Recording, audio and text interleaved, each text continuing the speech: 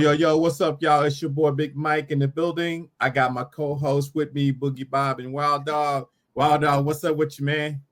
Hey, man, you know me, just trying to be a good dog, stand out of trouble. Happy to be here. Blessings, Yes, everyone. sir. Yes, sir. Thank you for chiming in, man. And my other co-host, my cohort, Boogie Bob. What's up with you, man? You know, just riding a wave, riding a wave. It's Facts, all facts. good. How was your week, man? How things on your side of the town? It's a good week, you know. I'm still breathing, even though all the pollens are killing me. I'm still breathing. Oh, yeah, you gonna make it through. And we have a special guest, ladies and gentlemen. Paul, man, how you doing, brother? And he's with the Real Talk Nation, and he's on YouTube. You can always check him out. I actually subscribe to him, so you can look through our subscriber list and you'll see him. Oh, how you doing, man? Doing very well, very well. Thank you for having me on. Definitely looking forward to kicking in a couple of skits with you on here right quick, man. I'm just happy to be here, y'all. I'm blessed. Thank you. Yes, sir. So we're gonna try to find out a little bit about you, history-wise, what you're doing, what you've done in the past. I'm gonna let Bob start with a couple of questions, and then we'll chime it over to Wild Dog. So, Bob, we're gonna swing it over to you. Well, Paul, thanks for joining. I kind of know I seem like a crazy white guy trying to run you down at the high school game a few weeks ago, but I've been telling Mike, because like there's this guy, he's always at all the playoff games. He's a photographer. I'm going to run him down. I'm going to get his number and get him on the show. Yeah. So thank you very much for joining us and being gracious and accepting it. Thank you guys. I have 3 questions. I'll just start with the first one. How did you get started with being a photographer for the high school basketball games in the DFW area? So, crazy thing right here. I'm not a photographer. I'm a Twitter guy. I'm an evaluator. I don't know if you've been on my Twitter or not, or man, I do all kinds of things. Used to have a podcast. I was telling you guys earlier, I started out saying, I got a 5th grade kid, trying to think, how can I get this kid some publicity without me being a dad? You know what I'm saying? Y'all know what I'm talking about. Those dads that put my son this, my son is that, my son. See, I never did that with my kid. You know what I'm saying? And even though I started a podcast, y'all, I never talked about my son. You know what I'm saying? And my wife, she used to give me hell about it, y'all. You don't never talk about your own kid. Why my whole theory on all this, y'all, was I'm going to build this class up. It was a 2016 class. I'm going to build this class up through this podcast and highlight these kids. And that way, if they come to see this kid play, that kid play, and he going up against my son, and my son do him whatever, you know what I'm saying? Then that's the opportunity that we need. It only takes one school to love your kid. And I knew that back then because my history starts, y'all, in the 90s. I don't know if you guys remember, and Tony, Mike, I know you said you went to North Dallas around 92. You should know Bulldogs. Alex Mud Gillum. Do you remember Alex Gillum? They used to coach at Roosevelt, Carter, and South Oak Cliff. Yeah. Mud is like, if you guys are Oak Cliff people, you guys, and I don't know if you guys, any one of you guys from Oak Cliff, but he's an Oak Cliff legend in terms of high school basketball coaches. And I know a lot of the listeners will say, yeah, Mud was the dude, but photography guy, that was a photography dude. He used to always take pictures. That camera, I said, got him in trouble, so I don't never want to be known as the photographer. So when you said that, it just made me think of that moment there right now. But no, Gil used to have a college league called the Larry Johnson College League at Redbird Gym, which is now known as Redbird is now known as Thurgood Marshall Rec, right there by Bahama Breeze, over there off of 67 and Hampton. I think it is 67 and Loop 12. Ledbetter. And so we had a college league there, and I was Gil's right-hand man, if you will, through that process. And so I started out with that, coaching girls with Roosevelt Riley. I don't know if you remember Roosevelt Riley, who's now one of Jerry Jones's bodyguards. He's been there for like 10, 15 years. Okay. Oh yeah. Yes. Isn't he Jerry Jones' driver as well? Yeah. Yeah. He's the right hand man there with him. So I used to coach with him years, and Wow. and so that's where it all started. And then I stopped, right? Those apartments over there, because I started coaching little kids as well, and kind of had some issues with some guys that pharmaceutical street pharmaceutical guys. Didn't want some of the kids that I was coaching playing basketball and wanted them out there working for them. And so it kind of really hit me a little bit. And then I had my first daughter and so forth. And so I kind of felt like, you know what, maybe this coaching thing ain't for me. And, I need to start being a father a little bit. So 2 girls, and then later on in life, 2 boys.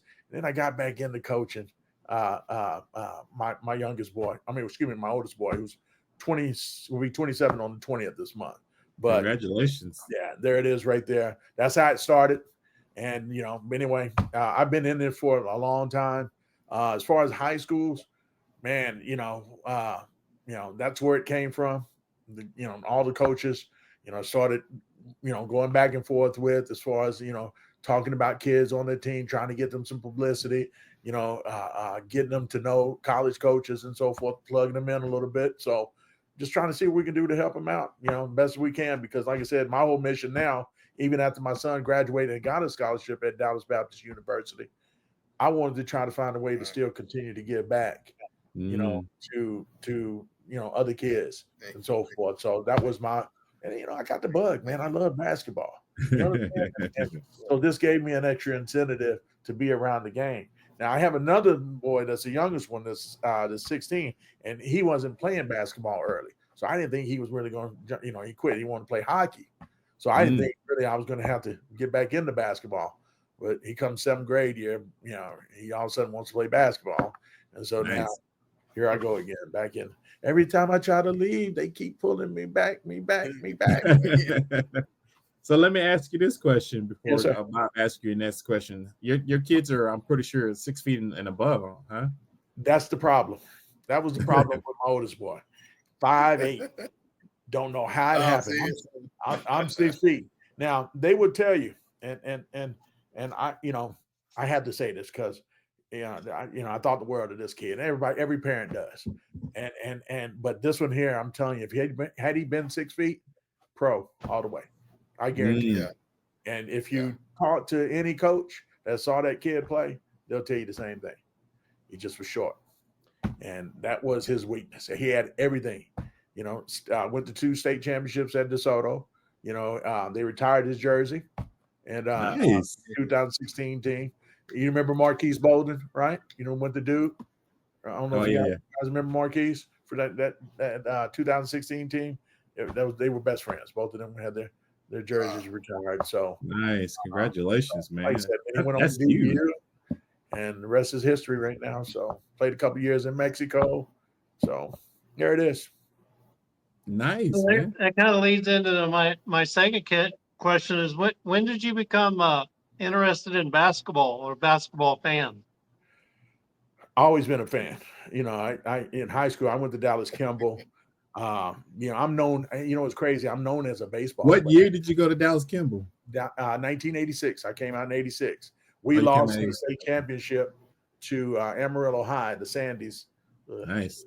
Until this day, but we beat every team that we weren't supposed to win against. South Oak Cliff, in particular, like one of the top teams in the country. They had Nate McCoy. Rodney Samuel was hurt. I don't know if you guys remember Rodney Samuel. Ronnie Morgan, Big Godfrey. I mean, they were loaded. They were like number 4 in the country. And we lost to them twice during the regular season and met them in Waco. And we got that lead. And as you said earlier about that 4 corners, we know a little something about that 4 corners because Coach Jimmy Tubbs was our coach. And he said, we're going to stall that ball in the second half. We keep this lead like this. We're going to do the 4 corners on them. We're going to hate it. And that's what we did. We got the win. So we beat them. We beat Houston Wheatley down in Austin and then lost to Amarillo. Now, so what position did you play when you were in Kimball? What did you say? What position did you play when you were? I played guard, but always got hurt. Dang. Always hurt my, broke my ankle my senior year. Yeah. But I was always ready for when baseball came. So when baseball came, there it was. That's why everybody knows me as a baseball player. I just did it just to be playing it. I didn't love it. You know what I'm saying? I love basketball. I love football. It's just too hot down here to play football. I'm originally from Boston, Massachusetts. Well, just outside of Boston, New Bedford, Massachusetts is where I'm originally from. And I moved here my sophomore year in high school. So, I did a couple of tour-a-days and I wasn't having that. I couldn't do that. And back then I was a whole lot slimmer. I was 185 pounds. I had a whole lot of hair then. I lost my hair there. But they used to call me El DeBarge back in my skinny days. Oh, wow. I felt like I was like, that is a throwback right there. Nothing. You know what I'm saying? So the girls always, in other words, I was too pretty for that heat, man, back in the But you and Wild Dog are like twins then, hearing that story. Yeah. No. I'm just saying. Paul sounded like a pretty Ricky. I was no pretty Ricky. I was a tank. Yeah. So I first saw you the year Denton Geyer and Allen were playing over in Wilkinson. And Allen had lost to Denton Geyer that year. Denton Geyer had 6'10" center and Jalen Wilson, who's now playing for Brooklyn Nets as a sophomore, 6'8" forward, Coles, Harmon, 6'1". I mean, their front court was 6'8", 6'10", 6'9". Their back court was 6'1", 6'2". Yes. And Allen had nothing but a bunch of 6'4" guys, but could shoot on the outside. And they took the first 4 minutes off the clock without even taking a shot, even though they had a couple opportunities late. That's when I first saw you. But where I'm going with this is that Thanksgiving for the next year, that year or the year after, I read a lot about the high school teams and the players in the paper, and I read about Hoop Fest. Sierra Cannon and Bronny James was a freshman, and Dwayne Wade's son was a senior. Yes. And so they, I went to Hoop Fest for the first time. So I got to see players like Cade Cunningham play and Jalen Green play. And, they had a lot of top players. I met some ECBU coaches there. Give us a little bit of background with you, if you have been involved in Hoop Fest and your experiences going to Hoop Fest. Yes. Glenn Smith is a guy that runs Hoop Fest. Awesome job from the very beginning. He's been one of them kind of dudes that you definitely want to talk with, chop it up with, and really go to bat for. Not a lot of guys that run tournaments are those kind of people. And Glenn Smith is straight up one of the best in the business in this. Definitely want to give a shout out to him and what he's done. He has brought some of the best of best players from around the country here. And that tournament has grown so much to where he now has 4 tournaments, across the country now. Utah, I think he has one in New York, and he has one in Florida. And I haven't been privy enough, to catch a ride with him on there yet, because even I have a 9-to-5 job that I have to do. A lot of people don't realize that. Hey, man, he's at all the games. He does this, he does that. He must don't work. Yes, I have a 9-to-5 job. I'm faithfully going to attend my job. So, but no, he has had some of the top players, man. When I tell you, Julius Randle, nice. Cade Cunningham, of course. One of my favorites of all time, I'll never forget, was the matchup was, I don't know if you guys remember the local favorite down in Fort Worth, C.J. Roberts. Do you remember C.J. Roberts from that 2019 class that he went to Richland High School? But C.J. was one of the top players here, and he was going up against a guy named Atlanta Hawk guy by the name of Trey. What's Trey's name? Trey Young? Trey Young. Yes, sir. Trey Young is, and everybody in the city was saying, CJ's going to tear him up. And I was the only one in the city. I'm always one of the ones, I guess, that goes against the grain. against the quote unquote the relationship guys is what I like to call them, the relationship guys, and because it's all about them what they can get out of it and so forth when they get behind people. But anyway, not gonna go there. Don't throw no more shade on nobody on that. But I went with this, and I put this out there, and I told him, I says, man, you guys are getting ready to call Trae Young a pro after tonight. Dang. Trust me. And what happened? Bingo. He's a pro. he had like 36 points. Matter of fact, hold on. I think he had like 41. I can't remember what the final number was, but he annihilated the competition. That same night, De'Aaron Fox was in the building, and nice. he was going up against a guy named Terrence Ferguson, I do believe. Y'all remember Terrence Ferguson? He went to Oklahoma City. Sounds familiar. Yeah. It was like one of the top matchups. And I got a picture of De'Aaron Fox's dad and Trae Young's dad, right next to me for that night. And I got it. All my pictures, I like calling them in the vault. And I think that's why you think I'm a photographer, because all my logos are behind every picture. I wipe out the background and I put my logo behind these players. Right. So I think that's why you came up with that, Boogie Bob. But yeah, because they're all stamped with that. So I got a picture like that, and I put pictures like that in the vault. I call it the DA vault, right? Because the real talk. Mm-hmm. So, but that picture is like iconic with a lot of people, man. And I like putting pictures up like that. Pictures of who else? Jalen Green was one. Yeah. Cade Cunningham.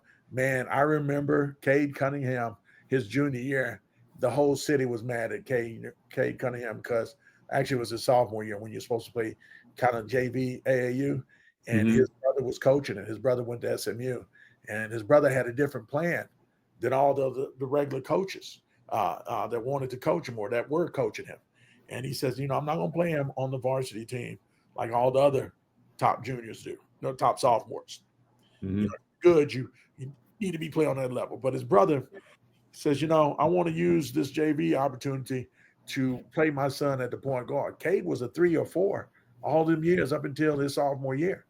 Oh, wow. And, yeah. And his brother, God, I can't think of his name right now, but his brother, turned him into the player you guys see today. The whole city was like, there's no way he's going to be a point guard except for me. and they compared his first year at Oklahoma State, they compared him a lot to Luka, but the first Hoop Fest I went to the next year, when I went to the draft, 7 picks in the lottery, I think it was 7 out of the first 10 had played in that Hoop Fest, and it was so big they actually had to move the Sierra Cannon Duncanville game to the AAC because it was so sold out. Yes, and the following year they played at Dickies, and so I kind of hit the beginning of that growth, and I didn't realize it'd been going on for over a dozen years. But sitting on the other side, I got a pretty good picture even with a camera, not a regular camera because I'm old school, like the old Pentax ME Super, where you had to actually put film in there. The shot turned out. I remember those. But I got a decent picture with my phone of Jermaine O'Neal. And he had like 6 of his players because he had just started Drive Nation. Drive Time. He has that one out at DFW as well. Yeah. Jermaine O'Neal. Because I coached out there before. Yeah. That was his first year, and he was sitting in the stands with his wife. Yeah. And I think maybe even his son. And I mean, the royalty that even sitting around him in this Duncanville gym. Yeah. And this ECBU coach was telling me, like, that's Jermaine O'Neal. And I started looking around, started recognizing players that played in the NBA. And I realized, oh, boy, this thing's getting ready to blow up. And I've been promoting Hoop Fest ever since. I'm like, I know Thanksgiving is family, but the day after, you want to see some good ball and you want to see some guys that are going to be in the pros. Yes. Because that was the first year they got Mount Verde to come play. I mean, Mount Verde has been known for years of having star athletes like Oak family faith.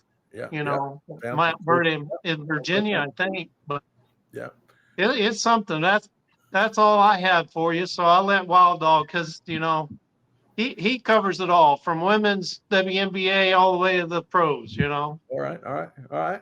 Wild Dog, what you got for man? You know what? Before you ask me a question, I got a question for you. I've been waiting to get at you since the playoffs started. I had listened to one show when you guys were talking about Duncanville versus Rockwall. And please, man, please tell me that you meant it the other way around, because you said Duncanville was going to, it needed a Hail Mary to beat Rockwall. Hey, you know what? I may have meant it the other way around. You said it about 2 or 3 times, though. But sometimes I'm just a bad dog, Paul. I'm just throwing stuff in there to shake up everything. If everybody's agreeing, I'm like, I don't even like this. Let me, Yeah, okay. I'm the wild dog. But I very well could have had that around, because I'm close to South Dallas, South Oak Cliff, Duncanville. Okay. Like, even the house I bought my son is right there in the southwest corner of Dallas. Right. Duncanville School District. Okay. My son goes to a charter school, but that's like, since 2008, 2009, that's like, that's my area, So you're here in Duncanville? And then, like, I had, guys that I've known to grow up and come up through Duncanville, and even when my dance teammates, his son playing football and his daughter. So I'm like, I'm close down there, So anybody that knows me well knows I don't believe that. He going Panthers all the way around. Yeah, I was like, wait a minute, did I hear that right? But I could have meant it the other way around, but I could have just been a bad dog that day. That score was very bad. You should have been on the show then, because I would have definitely got a reaction out of you. Yeah, you would have. You surely would have. I was at the game that night. So, that was that Friday night. So I have to be at the game. So, it's just, just one of Fridays and Tuesdays, bad night for me to come on during basketball. I'm at somebody's game. So, because every single time I can, I'm squeezing in Duncanville, but I don't care what it is. Men's, women's, football, basketball. It's like, oh, what's going on? And I'm like, I'm in there, I'm in there, most definitely. Okay. And so I was checking you out, Real Talk Nation, you know what I'm saying? And I know you got a little, in the box, I like your flow, I like your swagger. And I noticed you had had Jason Key on. I'm not trying to be too long-winded, but trying to set up the question. Okay. You had Jason Key on for, the key to girls basketball in Texas. Okay. So I watched it. Okay. And so that's one of my things, like when I'm talking basketball, and I talk about, I was at SMU game, I was at this game. They were like, well, they didn't have a game. I'm like, well, how was I there? Yeah. You know what I'm saying? Okay. If I'm at Duncanville game, they didn't have a game. It's like, the girls played. Oh, don't nobody care about that. You know what I'm saying? This is the stuff I deal with, Girls games, yes. So Big Umbrella, just want to come at you with, like, since we kind of built to the same cloth, we like the game, and the game is played by young folks, old folks, pros, semi-pros, college, high school, youth. So, I mean, when it comes to the women's game, honestly, do you feel like it's a phase, or is it a real movement? I think it's a real movement, man, because, it used to be a time when we weren't talking at all about women's basketball. I've been on a few podcasts here lately, and that conversation is steadily coming up. And I always said, you know what, man, I need to be more than just boys. You know what I'm saying? That's why I started doing some girls. That's why I started getting in some of the girls' games, and they definitely appreciate me more on the girls' side. I gotta say that. They're like, man, you gotta go strictly girls. You can make a killing. And I'm like, hey, hold on. I'm not trying to I don't make no money doing this. I'm not trying to make any money doing this. Yeah. That's the reason why I can keep it real. That's why I like saying I'm the Real Talk Nation, because you can't sway my opinion with your green. Like other people can. I'm straight. What I see is what I see, and I'm gonna tell it like I saw it. But I see the girls' game, you know, and it's just steady carrying. I mean, look at Caitlin Clark and Angel Reese. You know, that's Larry Bird and Magic reincarnated, and some, you know, on the girls' side, you know, and that rivalry is going to steady keep, you know, drawing attention, because you just don't forget LSU and Iowa, you know, and they, you know, she keep doing that, you know. I ain't gonna forget that. The only thing I have against that comparisons between compare them between Magic Johnson and Larry Bird is that Angel Reese she's an okay player. I think she could be better, but I think she's more hyped up than what people really give her out to be as far as talent wise. You're probably right on that, but the bottom line is she's a figure that everybody's talking about.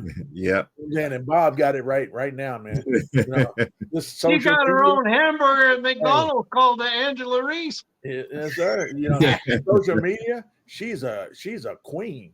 Yes, she is. You know, you can say what you want to say about what she's doing on the floor, but you can't deny the following that she has. And a lot of people don't realize the following is, you know, outweighs the talent these days. It's box office. It's box office.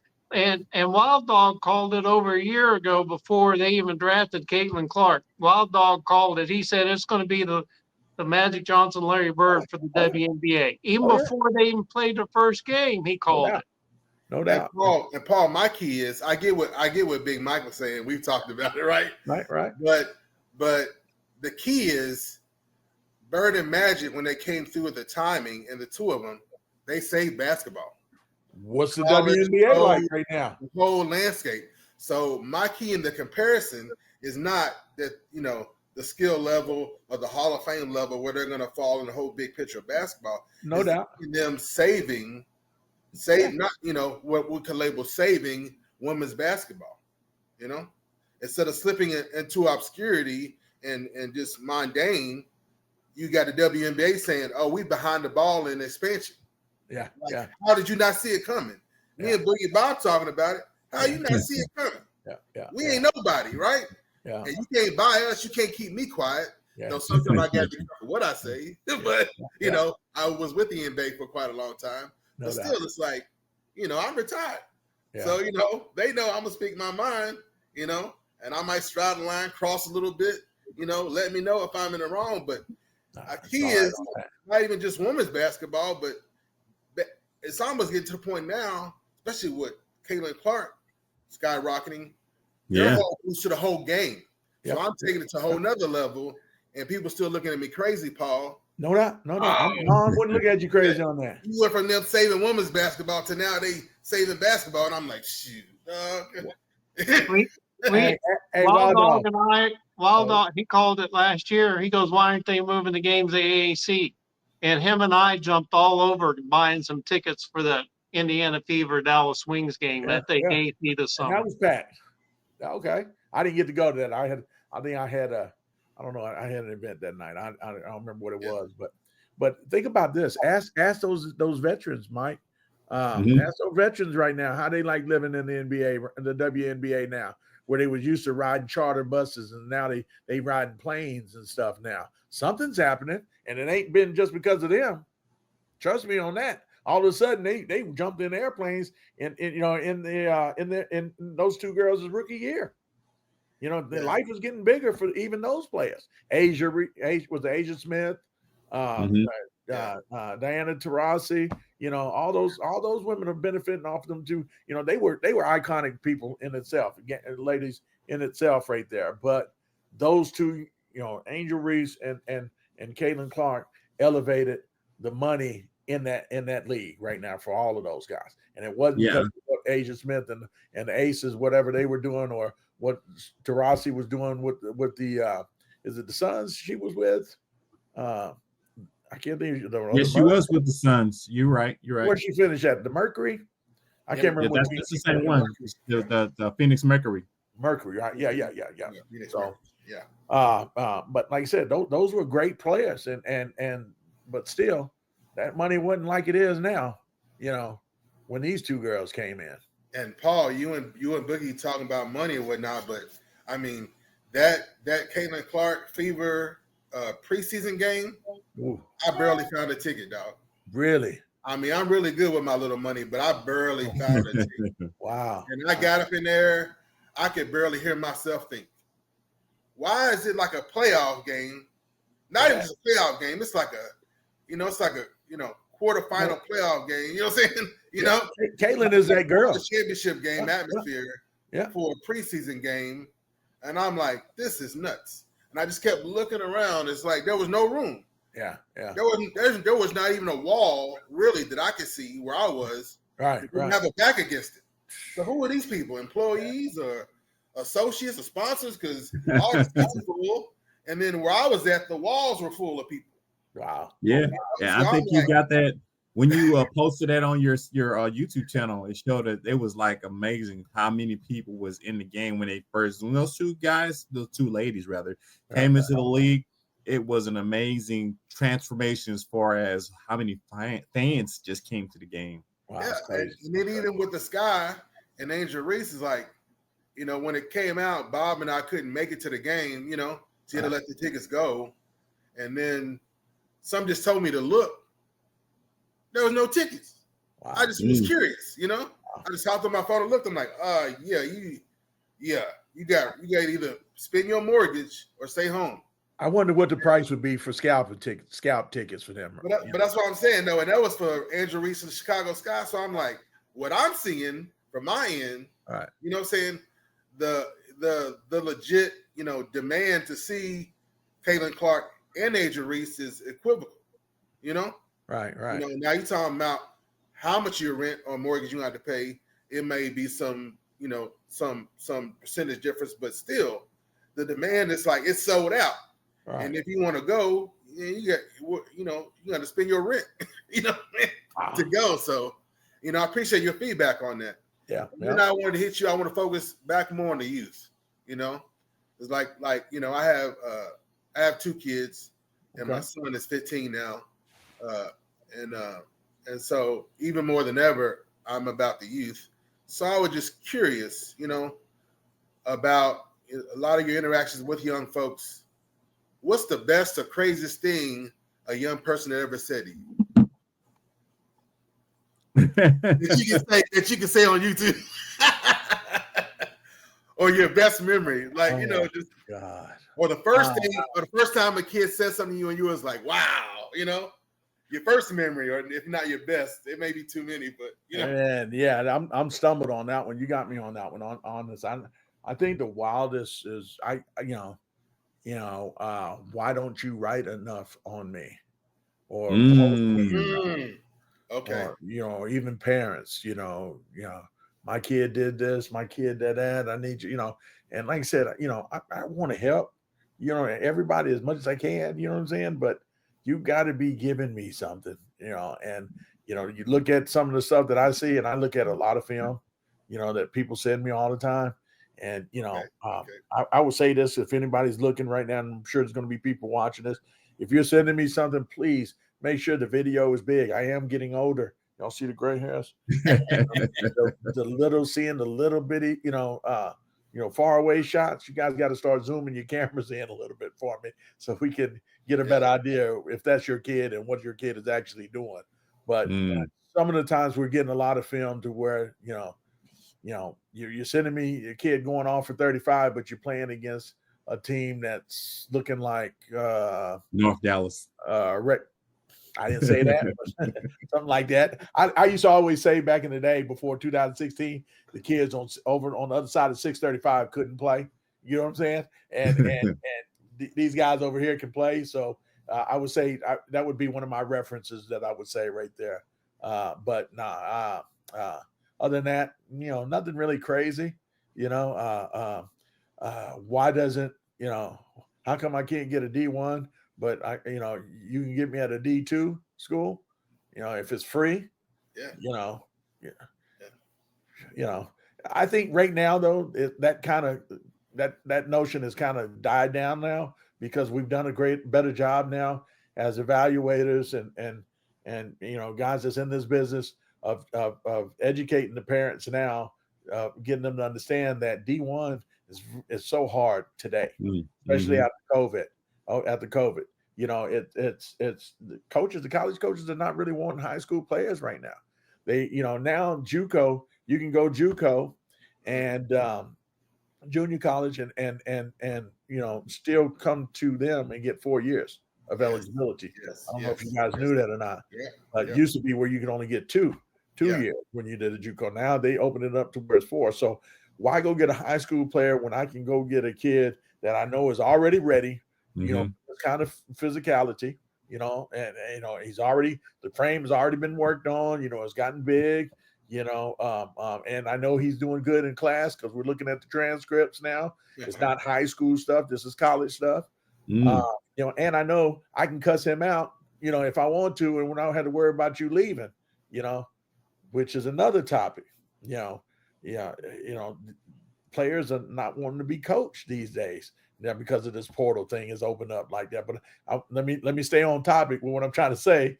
You know, it's just so many variables now to where the college coach don't want to deal with the high school player, and they rather go get a JUCO player, or if it's a high school player, you are a high, you know, star 5-star, or a 4-star player, and you've been playing on a winning team as well as a top AAU program. The other guys are hard getting it in. So, you know, just getting able to relay that to a lot of the parents right now and the players has been like pulling teeth, and you know, pretty wild. But I think they're starting to understand it now because the unsigned senior group, that portal is big right now. Every year after high school season is over with, the summer, you know, you've got a large amount of people that are in that unsigned senior group in all the metropolitan cities, you know, Dallas, you know, Houston. Calipari went from Kentucky to Arkansas, and they had 0 players on the roster when he got there, and transfer portal and JUCO, he filled it out. But Byron, who I talked about earlier, the Dallas-Fort Worth market, high school, as far as high school players in the last 6 years, only California and Florida have had more prospects drafted in the first round than Dallas. Yes. I imagine you've seen the growth in the you know, when Grandmama Larry Johnson was there and Chris Bosh, you know, there's a 1 or 2, Darren Williams, you know, trickle. But I mean, the talent that's coming out of Dallas-Fort Worth, all the schools around, it's just unbelievable how much talent's local. Right. And then Paul, with what you were saying and what Biggie was going into, with all the talent coming out of North Texas, some advice I give the parents, or even really the families. Right. Sometimes, you know, the parents ain't got it all. They're just holding on by the skin of their teeth, you know? Yeah. So, but when it's families and you have one, you know you got one. Right. You've known the whole time you've got yourself one. Yeah. Get a videographer. Yes. I know 5 guys right now.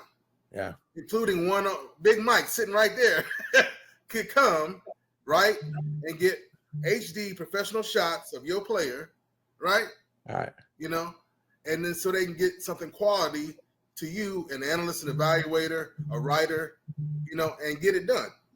Now, iPhones have been some amazing technologies, and nowadays your iPhone can get you some 4K quality pictures for sure and video. But I want to know. But if you don't, but if you don't know, then you don't know. See, Mike. Yeah. But you know, right? Yeah, I know. Yeah, because I'm into film, so that's what he's alluding to. Right. And then Paul, you were talking about, you know, how the coaches deal more of a they stand on business. Yeah. They on really like a semi-pro level, right? Right. And so, there's something else I want to say. Excuse me, sorry about that. +2. I've been telling kids go get 6 years. They scratching their head. What are you talking about? Grad school is +2. Yes. You got JUCO +2. Right. Your 4 years for undergrad, and you get +2 years of eligibility for grad school. Right. And then the third question I had for you is like on the coaches got their level, but you as an analyst and a father and a writer, what's the best advice that you've given, you know, youngins My best advice that I always embarrass my son is I tell young men, keep your lips and hands to yourself and your penis in your pants. That's number one mic drop. The best advice I give, you know. Hey, so when I first saw you talk, on that video, that podcast that night, I said, God dog it, me and this guy are kind of similar in what we think. Now I don't know where that Duncanville came, losing to the Rockwell comment came. Other than that, I thought me and you was right on point. Me and Bob got a little chemistry because I'm an original Sixer fan myself. Me too. Dr. J, Bob, Bobby Jones, Mo Cheeks is my favorite point guard of all time. That's three of us. And Bibby, remember Bibby, Henry Bibby that played? Andrew Toney. Andrew Toney, Mike Alvarone. I could get Chocolate Thunder and Moses Malone. I mean, you guys were talking that night about the high school players, best high school players go straight out to the pros. Moses Malone. And Chocolate. Everybody forgot about Moses and Chocolate Thunder with Daryl Dawkins. Those were some animals, some beasts. Back in them days, man. But I want to jump on one thing that you said right quick. I know you gave me three. When we talked about video for the kids. Now I'm gonna tell you this. When I talk to college coaches all the time, and we look at the film. Did you get that clip? And a lot of them will tell me, I need some full game clips. Do you have full game clips? Because one thing about the videos that we're seeing today, anybody can paint a picture. It's like drawing a picture, right? Yeah. I can paint over my mistake that I made with a camera by not showing it. Yeah. I just get the next clip. You know what I'm saying? And where are the turnovers at? Did he have a perfect game like this? This is what the college coaches are thinking. I want to see how does he react to when he made a turnover. I want to see. Those are the things that film don't give. Evaluators. They don't want an ESPN tape. Yeah, no, you want. They don't want no highlight reel highlight. ESPN marketing tape. I'm not trying to see that either. I want to.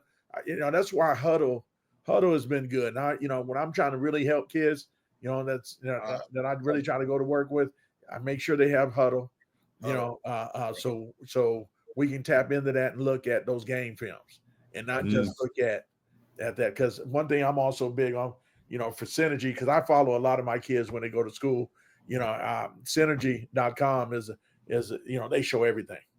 I type in the name, they say, show me this game, and they'll show me every clip that he touched the ball, or if he did something great on defense, it'll show every clip. And that's the tool that I wish, I'll be sending emails to Huddle about, you need to get a little more like Synergy so we can, have something like this, so we don't have to watch the whole game. But sometimes you want to see how does the person react after a turnover. Sometimes you want to see how does he react when the coach got in his tail. You know what I'm saying? You want to, those coaches want to see this because, again, y'all, these are the kind of players, the players today, honestly, they, as I said to you earlier, they don't want to be coached. And now coaches are trying to figure out how far can they push a kid. You know what I'm saying? And if they got the intel, early before they commit to them, then that's a better situation for both the player and the kid. So I was going to say this, Paul. Have you heard of Cerebral Sports? Because they do the same thing, but they don't have video, but they have a lot of data from high school, AAU. They have everything. I haven't seen that. I think that was a thing that a guy named shout out to one of the guys I like to call the grandfather of this business is Alan Branch for Texas Hoops, Texas boys basketball, and I think he was a part of that group. He was. Yeah, and so, I got a chance to talk with him. We actually did a podcast some years ago. I was the producer of it. Really? And, yeah. With him and Ani? Huh? With him and Ani? Ani, your mother? It was him, Alan. No, it was him, Eric Strickland when Eric was down here. Okay. And Ryan, and then there was another guy we had on the other day that were all part of that podcast. They never put it out, but it was pretty cool. Really? Okay. Yeah. Right. Yeah. Alan Branch is one of the guys in this build in this business, man, and definitely want to give him his flowers. I remember, honestly, it was on the Gasso and Texas boys basketball, Alan Branch's group that was actually doing what I'm doing today. The Gasso was so huge, though. It was, yeah. And I always said this, and that's not enough people to cover this whole city. And Gasso's trying to cover the whole state. I said, you know what? Damn that. I ain't finna go to San Antonio. I ain't finna go to, Houston. Players are here. You need a whole organization. I'm a DFW dude. Let me stick my chest out when I say that. I'm a DFW guy. We got to cover our own first before we start trying to branch out and so forth and cover them, because they got people down there that in charge of doing that. You know what I'm saying? Let's stay here. I don't know if you guys know Kellen Buffington. I want to give a shout out to Kellen Buffington. He's now at Texas Tech. This dude started out having an AAU team, right? And then 1 year later, he was doing tournaments and ended up having some of the biggest tournaments in the country. I don't know if you guys ever went to the Who Want the Smoke, always in May, and Who Want the Smoke tournament has been like the biggest tournament in high school and grassroots. I like to say grassroots middle school ball. Across the nation. I mean, you had people from Utah, Florida, New York, Massachusetts. I mean, Minnesota, California, all of them coming here for his tournaments. And he shut it down 2 years ago. He's now the GM at Texas Tech. I don't know if you guys watched Texas Tech. They went off. They went pretty short. Fat guy with the ball head. I won't call him fat. Yeah, the little ball head guy right next to him. That's my dude. You know what I'm saying? And he started out doing this. Just like us, just doing. He had a couple podcasts. He had his tournaments, and he is now the GM of Texas Tech basketball, and it came from this game right now. High school basketball. One of the things, and I'll make reference to two things. One of the things, having been a coach, you watch things different after you've coached, even if you know the game and watched the game for years. But practice, when I haven't seen a team at all, I actually like to watch the warm-ups, because that tells me a lot about the players. Yeah. If they're serious in warm-ups or they're serious in practice, then and one of the guys I'm going to refer to before the game even started, Jesuit was playing South Garland. And I was watching this kid, and I read about him in the paper, but I didn't know his number, didn't know quite what he looked like. Okay. But I was watching this kid hit shot after shot, and it was 3-point range, but it was high school court. But he was 5 feet, 6 feet behind the high school three. Yeah. And I looked at it, and they have their little horseshoe drill where it's a dunk fest before the referees come out, blow their whistle. Right. And so we're watching. I'm telling Byron, we're watching this game. I said, I think that's Tyrese Maxey. His dad was an NBA player, and so when they take their jackets off and look at the numbers, sure enough, it was Tyrese Maxey. Yes. And I'm sitting there on bowling night during draft, and I'm like, Tyrese Maxey was still on the board, and I'm like, go get this guy, and I'm like, and that was all from one game, and it was warm-ups. Just watching this kid methodically going through his warm-ups. Awesome stuff. And then you watch how serious even players like Dirk were. They're not goofing around and joking around. They're all business during warm-ups. Right. So, and that's speaking of Wild Dog, when you asked me earlier, that's another thing that we should be, illustrating to these players and the parents. Warm-ups are very serious when college coaches and evaluators attend these games. And one of the things they really look for is not just the shooting, what they're doing shooting-wise, but the actual taking seriousness of that actual element of the game. Are you getting a good sweat? It's the reason why we call it a warm-up. You got to get you a good sweat. Those kids that's not sweating ain't going to do nothing early. You know what I'm saying? The guys that are getting that sweat, meaning they coming to get something done, like right off the top. And that's the kind of players that a lot of coaches are trying to recruit right now. And a lot of people just don't realize that element of how serious warm-ups really are. Even as a coach in practice, and Mike backed me up on this, I was always yelling at my players, game speed, game speed. Because if you wait till the game gets going, then you're already a step behind. And like we ran our practices at full speed. Right. If you watch Stephen Curry, the reason his shot, he even says, he goes, because when I practice at game speed, full speed. Yes. You hit that on the nose. I got a friend that's, I don't know if you guys know Tony Hobbs of Bridge Basketball Academy at the Duncanville Fieldhouse. And Tony Hobbs, my son, my oldest boy, Jules, give you a little quick story. I was needing some training for Jules because Jules was known as a facilitating point guard all the way 8th grade on down. And then, so now, because that's all I focused on was defense, passing, and ball handling and going through people, you know what I'm saying? And, just layups and so forth. So now we got to teach him how to shoot the ball.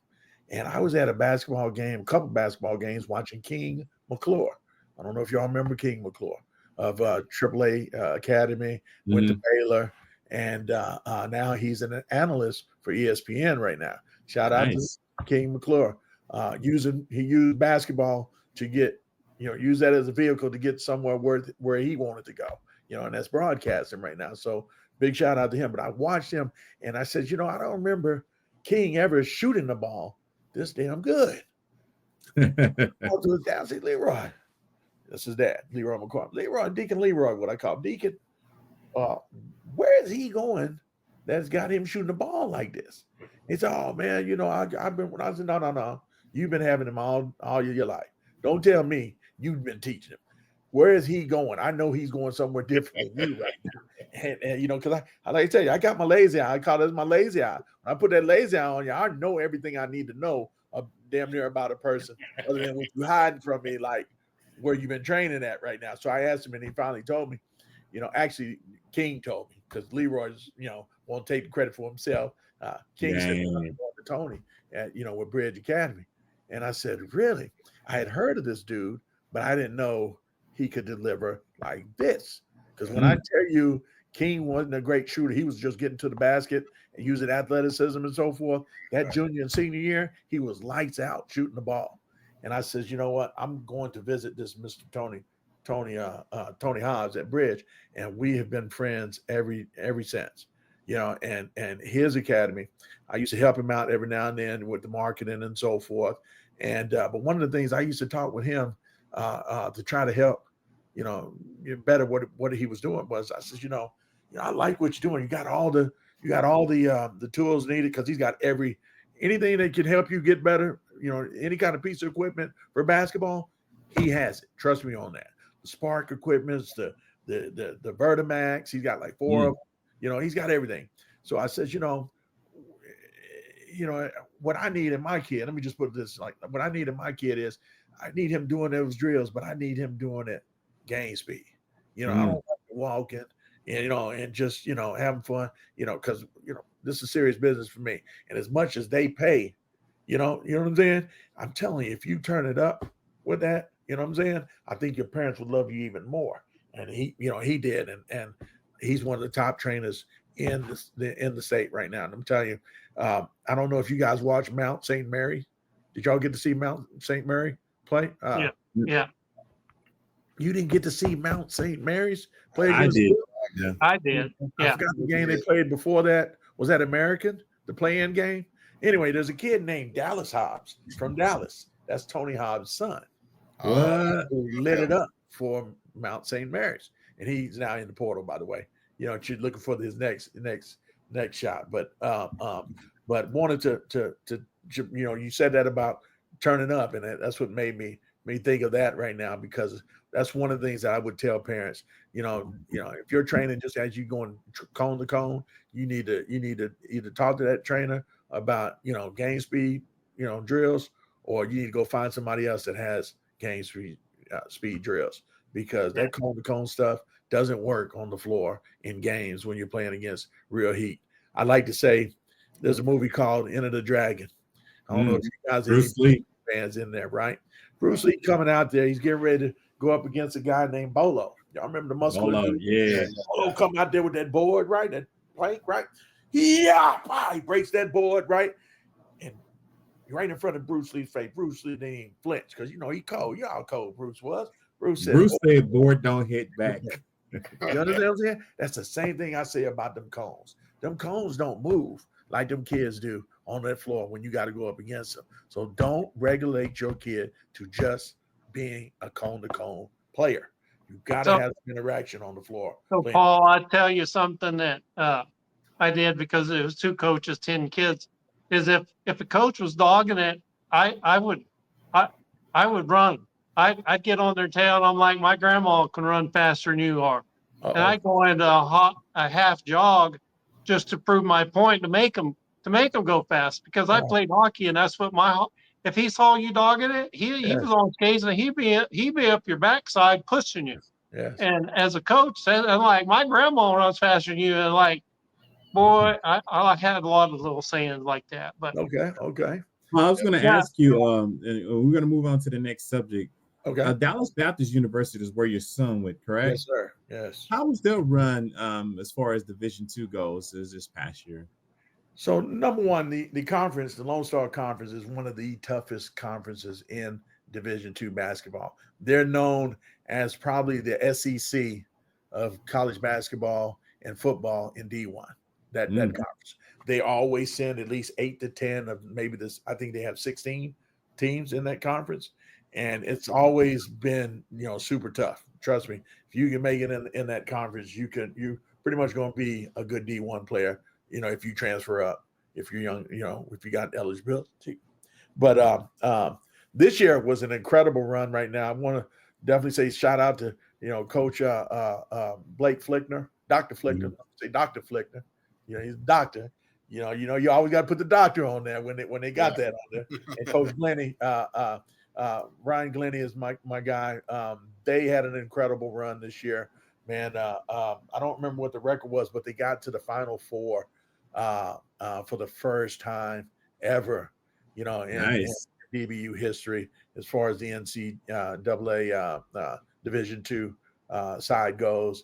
And but it was an amazing run, man. I happened to go to a lot of the games because a couple of the guys played with my boy. My boy just left there about like 3 years ago. I think it was 3 years because he's played a couple of years in Mexico. And but they, Ricky Lujan was one of the kids, and Cameron Kahn. Ricky was from New Mexico, and then Cameron Kahn was out of Sulphur Springs. I don't know if y'all watched him when he was in high school, but they had a good run in the playoffs as well a few years back. But man, they just had a great season. I hated that they ended up losing. They were up by 17, and but they had a moment.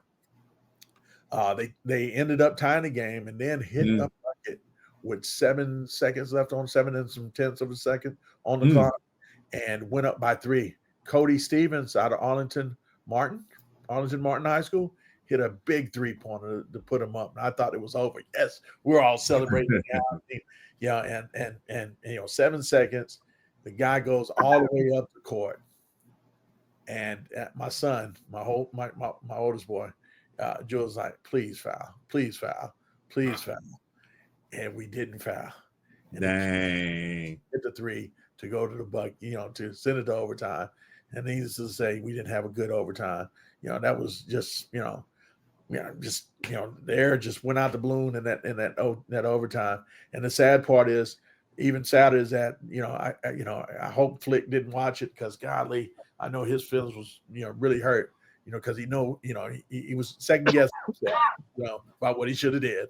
And seeing that team almost won the national championship, and they could have won, and should have won it. And they lost on a close one point. But again, they should have won that. This was one that we could have been celebrating on the hill over there. They had this one, and but like I said, I talked with Coach, man, because he's on my speed dial, and he has like I'm Batman. He picks up on the first ring, And he says, man, I'm just, just hurt right now. I says, hey, dude, we're going places right now. Don't let that define what you guys did this year. You know what I'm saying? This was huge. Right now, it ain't your calling. It ain't your time yet, but it's coming because these are the small days that you got to, so much fix. You know what I'm saying? For the next opportunity. This is what makes you a great coach. You building off of those kind of losses, man. So, I've had the pleasure of playing for some good coaches, y'all. Flick has been, Flick and Glennie been awesome. I'm talking about my son. He's played for some great coaches. I played for some great coaches. Coach Dyer of DeSoto High School, was our assistant coach when I was at Kimball under Jimmy Tubbs, and those kind of guys know how to make things happen. And I would tell you, if you're a kid here in the DFW, even in the state of Texas, you need to seriously consider coming to DBU, especially when I tell you those D1 schools ain't trying to bring you up there. You if you're not a 5-star or you're barely a 4-star, you know what I'm saying? You should really consider coming to DBU. And because I'm telling you, those guys know what they're doing, and that competition. I always say this to kids too: why go play for a low D1 school that has no chance of winning a national championship when you got a chance to play at a high D2 school and have a chance at winning a championship? What do you want? Let me ask you this question: how many players coming back? Is there a lot of seniors on this squad that made it to the Final Four this year? I think it was only 3 this year. Okay, it was only 3. They're relatively young. I mean, they've got some guys, man. Actually, let's see. That's Xavier. God, what was his name? Xavier Goodman. Hold on, let me just pull this roster. I just want to. Xavier Brown, number 0. If you never got to see him play, oh my God, something special. This dude transferred from Appalachian State. Okay, I know Appalachian. Yeah. And he's just a junior, y'all, a redshirt junior. Now, I don't know if we're gonna be able to keep him. Because how they say that transfer portal is real, and I don't know if he was in it or not. I haven't checked that yet, but oh my God, if they get him to come back, they've got a nice squad coming back again. But one thing about them, they are guard heavy, and they get it in. Some of those guards play have to play like bigs every now and then. They've got a good freshman group. They got some time. They play 8 to 10 players for sure. Night in and night out. And sometimes even they'll try to play the whole bench. If they're good enough to do that. So I remember when my son was being recruited by them, and that was one of the things that caught my eye and that caught my son's eye was the fact that he says, hey man, I'm playing everybody that wants to play. And if you want to play, then you're making plays to play. I like that. You know what I'm saying? I said, you know what? I like this. Now my son was choosing between Abilene Christian and Texas State University. And he chose you over there. Literally chose him. I was shocked. I ain't gonna lie. Okay. What did I miss here? You know what I'm saying? I ain't gonna lie to you. I was one of them dads like, shoot, D1 a bus, bro. What we gonna do, man? D1.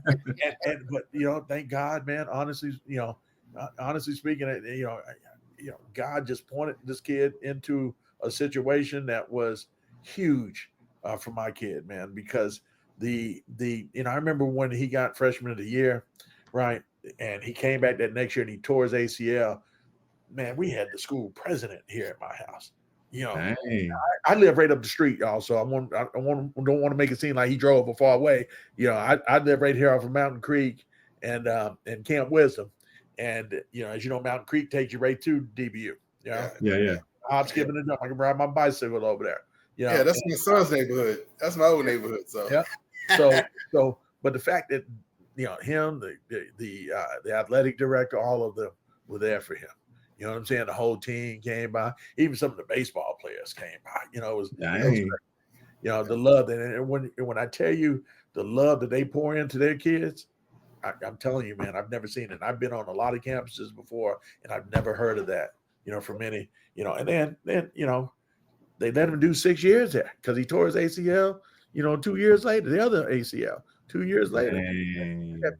And most people say, hey man, you might want to look at going somewhere else, like some of these other schools do. They never once asked me anything like that and said, hey, they took care of the medical stuff, everything with him, the rehab, all that. So trying to tell you, DBU is the best secret in town, y'all. Yeah, that's beautiful. You know what they reminds me of? They reminds me of the culture at Marquette. Right, really. It's where, shout out to my boy, man. That's one of my guys out there, man. Whether Shaka, it's mental or whatever you went through, mental or whatever, Marquette stands. If they bring you in, they stand by you 100%. Yes. Just reminds me of Marquette. Yeah. So. And then you would ask a record. I know they were DB was 19-9 overall. Right. And Paul, I think they kind of fell victim because they was manhandling. They was manhandling teams. So I kind of felt like they were a victim of a soft field, And again, when they battled, it took overtime for them to drop off. But I think they may have been a victim of a soft field leading up to that overtime game. They was just manhandling. Yeah, they were smashing. Sometimes though, sometimes you can get into them zones, man, to where everything is just dropping. I've seen them playing games where they it's just it's hard seeing them miss certain players, and they had a great run. I don't know, I didn't do any of my research on who they were playing against or anything, but yeah, they smashed. They smashed on some teams, man. I tell you, my son's last year, we lost in the second round, was it the first or the second round? But that team went on to the Final Four and lost on a Hail Mary, on a last second buzzer beater. Yeah. That team went on to win the title. So they've been close. Matter of fact, all the years my son went there, that team either went to the Final Four or won it. Because West Texas was always a staple. West Texas A&M? Yes, West Texas A&M. Yes, they went down there. They had some great guards, man, that played at West Texas. So they always had a good program. This year was the first year. Well, no, they made the playoffs, and they I don't know what their record was or nothing, but they weren't as tough as they normally was because DBU beat them. We finally got over the hump because we've been struggling against West Texas State. We always had to play them at their place. And I don't know if you've ever been to West Texas A&M. They are loud and rowdy, and it's big. And my nephew was one of the star running backs at West Texas A&M back in. I think his name was Jeremy Allridge. Really? Yeah, he set records when he was there. Wow. Bob, do you have anything to add to the Dallas Baptist University run you want to ask Paul? I do have something to add. It's not necessarily basketball. For the viewers that don't know, there's a lot of high-tech companies and defense spending companies and now finance companies. And before I retired, I had the pleasure of working for several high-tech companies. And we would hire people that went to DBU. Yes. And they were always high-quality employees. Very small, very smart, very dedicated, and a lot of them, the reason they didn't go to a big university was finances. They couldn't afford to go to couldn't get a scholarship to go to University of Texas in Austin or even North Texas or SMU. But some of the best employees we had came out of DBU, and so they're not just the athletics, but the scholastic program and the education you're going to get there is very top notch. Because I've been an advocate for DBU. Again, tech companies, Samsung, Texas Instruments. It's like, I've been an advocate on that end. Right. And then, of course, I learned more about DBU athletics through their baseball. Right. I'm a baseball player, and I can make baseball, and then I got the new No Cats who won, championships, with DBU on the baseball team. So I know the athletics, the right crazy part. Is straight. It's just a matter of, like you saying, talent. Yes. Why wouldn't you go to DBU? Yeah. Oh, they don't play no ball. Do you not know their history? Yeah. Well, I don't play baseball. I'm like, But if you come play basketball or you come play any other sport, they have a program to support the structure that's been working for decades. Yes, yeah. Well, dog, my son, one of the reasons I had to ask him, I said, hey, man, why did you choose DBU? Because I left it totally up to him. Everybody thinks I make decisions for him. He made that decision on his own. And he said, Dad, he says, real talk. He says, they were the only one talking about my life after basketball. Oh, yes. We love it. We love it. Yes. He says, man, they talking about this is what they're going to do for me after I graduate. Yes. Oh. The jobs, everything. He says, I'm not no pro, Daddy. I'm not no future pro. I'm 5'8". You already know, and he's a student of the game. Everybody wanted him to be a coach. That's how, straight A student, like I said, all his teachers love him. Even that we go to DBU games and all them teachers come down there and speak to him. It's crazy. I was blessed with that one. Trust me on that one. I don't know how that happened. I don't know. Less than 1% of all high school players even make the pros. Exactly. So, but he knew that. He's like, I know I'm not no pro. You know what I'm saying? And I know I'll probably go play a few years overseas, if that, but eventually I got to get a job and I want to make sure I'm taken care of. And I said, man, you know what? I can't even, hey, I'm good with that. Even pros after that first contract, that might be it. What you going to do with your life. So speaking of high school players, you got to see quite a few, Paul, this year. Were there any high school players that impressed you this year? Well, you got a whole bunch, man. That end up catching my lazy eye, man. And I don't like talking about just guys that I think are going to go pro or not, because I don't know if I really saw that this year. Being honest with you, other than as far as out the 25 class, I definitely don't think, and I'm a huge Beckham Black fan, not because he's a Duncanville kid. I've always been this kid, even if he was supposed to go to Capel, because that's originally where they were originally end up going until, they end up moving to Duncanville. But I think he has a chance. He's such an elite point guard. And a lot of people say, man, what's his height? How tall is he? Well, he's shooting up now. And right now he's at 6'3", looking like 6'4". Yeah, he's shooting up now. All of a sudden, he's starting to grow. Because that's the thing, we were all, on the sideline saying, I don't know if he's gonna grow. I don't remember Anthony being this small at this age, And Jen is his mother, Jennifer. Jennifer's like, no, Anthony was almost the same height. And I said, shoot, I don't know, man. I don't remember him being that short, but you go with it, right? You got to go with it, right? And I be damned, he's starting to grow right now, y'all. And because my son Jules, he was saying the same thing. Man, has he got 6 feet yet? And then he went to some of the games this year, and he was like, oh snap, he is growing. So, I say him, largely because elite passer makes guys around him better. You know what I'm saying? Now, he doesn't put up the gaudy numbers like we all want him to do. As we're gonna point out he scored 35 this game, 20 something this game. No, he's gonna get you 8 to 12 maybe assists. He's gonna get you some rebounds. He's gonna get you some tough rebounds. He's gonna play some good defense. And he's a decent on ball defender.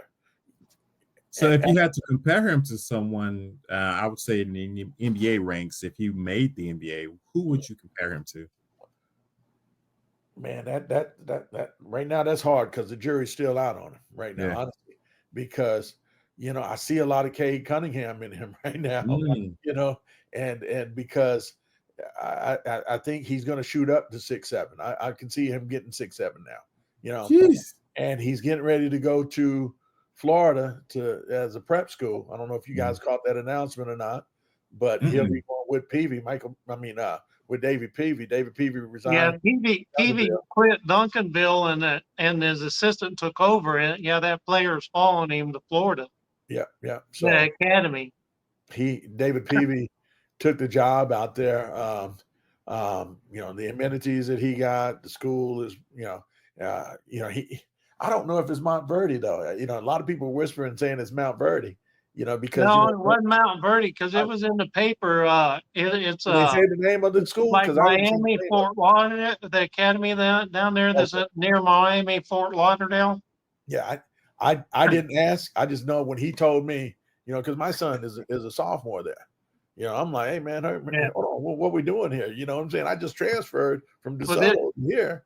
Yeah, it was just announced after the state finals, so it's only been about a week. This just happened this week. Yeah, this just happened last week because he just announced it, and like he told me that Sunday, even though I knew on Friday. We was at a tournament. He didn't say nothing to me all day Saturday about it. He said, hey, man, we need to talk. And I said, yeah, we do, because it's a lot of whispering going on right now. And he said, oh, shit, you already know? I'm like, yeah, I already know. You're doing this to me, dude? He's like, hey, man, I got you. I'm going to throw some names at you. One that I read, and then the other couple actually was the game where I came and got your information. Okay. But I've read a lot about DJ Hall, but I have not seen him play. What's your opinion of DJ Hall? DJ was a great shooter. That was Plano West. That was 2015 class. A while back. That was the team that they played together since middle school. All of them from middle school, and they won the state championship last year. And then not DJ Hogg. Well, maybe I have his first initials, but he was the last guy out. DJ Hall. H-O. I'm sorry, I thought you said Hogg. H-O-G-G.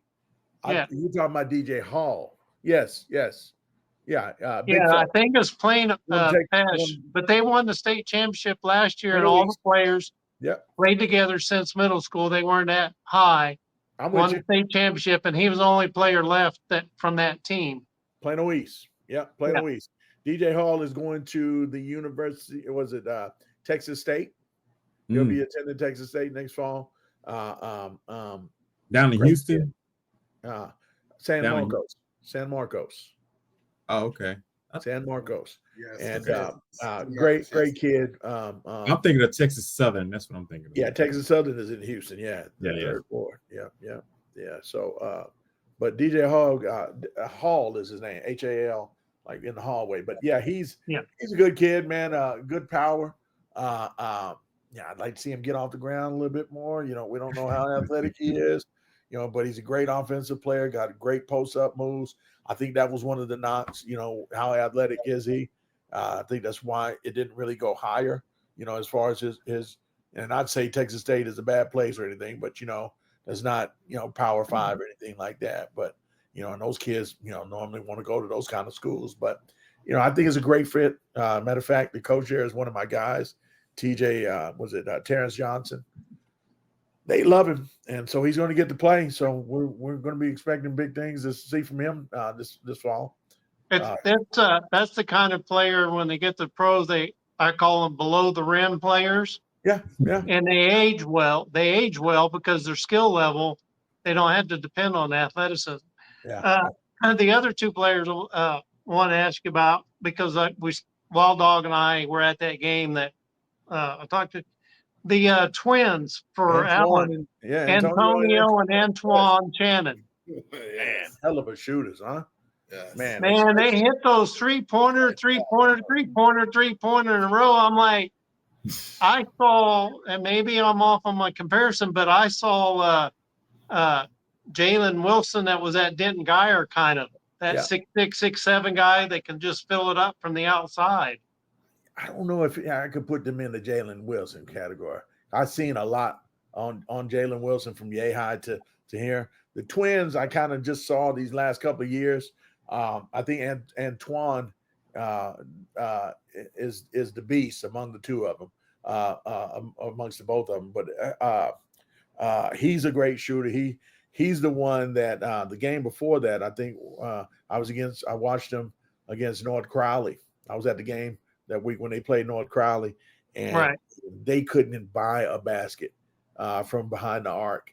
They had 10 of their first 12 points for free throws. Yeah, and then but then, because that's the game y'all was at. And then I saw, I thought, I forgot you guys weren't at the Duncanville North Crowley game. I mean, Duncanville Allen game. I'm sorry. But yeah, that game, I was thinking about the Duncanville Allen game. But you were talking about the Crowley. Yeah, that game, we were all there. That second half, Antonio, 4 in the second quarter? 4 3-pointers? And it was like somebody lit him on fire and just blew the whole thing up. Oh, yeah. That it wasn't the Twins, but the center late in the game when it was still close, and he had that dunk over 3 people. The whole crowd went. Even Wild Dog was like, whoa, whoa, whoa. And I didn't see that. Hey, and that kid, DeAndre Jordan, great kid, man. Came on a little late. I think his recruitment should have been a lot higher. But his game kind of, slowly, matriculated into what we saw that night. I mean, but he didn't really have a good one against Duncanville. They kind of cut his water off a little bit. Somebody wasn't paying the utility bills or something. Because, the other player that kind of caught my attention in that North Crowley Allen game, Tylan Harris, the sophomore point guard for North Crowley. Say it again. Which one? Tylan Harris. Tiyylyan Harris. He's the sophomore point guard. What number 22? It was the other guy. They had really 3 good ball handlers. Yeah, Isaac didn't really have a great game. Isaac is 22. Isaac was 22. I think this kid was number 2 or number 15. He was the other guy, but against Allen. Cameron Price is number 2. Isaiah Hayes, that's his brother. No, you said Harris was his last name. Harris, Harris, number 20. Yeah. Number 20. Yeah, Crowley just wasn't able to close. He had a good game, number 14 for them. But I didn't really have anything that I saw, or that should I say, that really just. Well, what impressed me was, they played kind of a 5-out and a mixture of a 5-out and 4 corners, but when Allen tried to use the athleticism to trap him, it wasn't that he had great handles, but he had such a good first step and he had acceleration and he could pull it back. And it's like there was nobody on Allen's team that could stop him. If he wanted to get to the rim, he could, but that's what caught my eye. And I remembered number 20 when I looked him up. There's one thing there's 2 things you can't teach as a coach. Go ahead. You can't teach speed and you can't teach height. Right.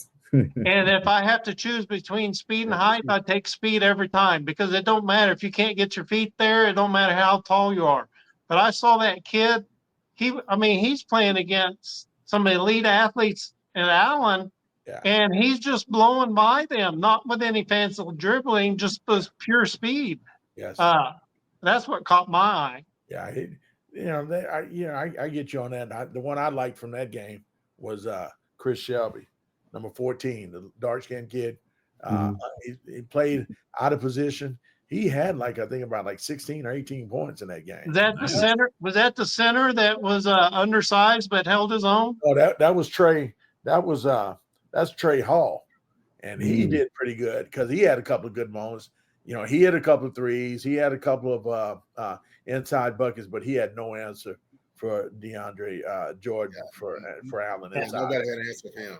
And here's where I don't know, what was missed on this, because I saw the difference in why Duncanville won that game over Allen. They cut him off from going to the right hand. North Crowley let him keep dribbling with the right hand. And we saw that coming. That right hand was just steady. He was steady getting to the basket. When Duncanville played him, they played a 6'3", 6'4" player against DeAndre that whole game. When he got it one time, Wild Dog was mouse in the house. Yeah. Well, that mouse was handling his business on that, because he wouldn't let him go right, and that caused a problem from DeAndre. And I think that's what was the key. I don't think Duncanville would have won that game without his his excellent defense. That kid's name was Gary Jones for Duncanville, unsigned senior right now, and but playing out of position. You know what I'm saying? And but he did. He's a gold medal winner. So got to give him props. Paul, did you have a chance to actually watch PJ Washington play back in the day? Funny thing, I talked about that podcast I used to have on Blog Talk Radio back in the day. I interviewed him as a 5th grader.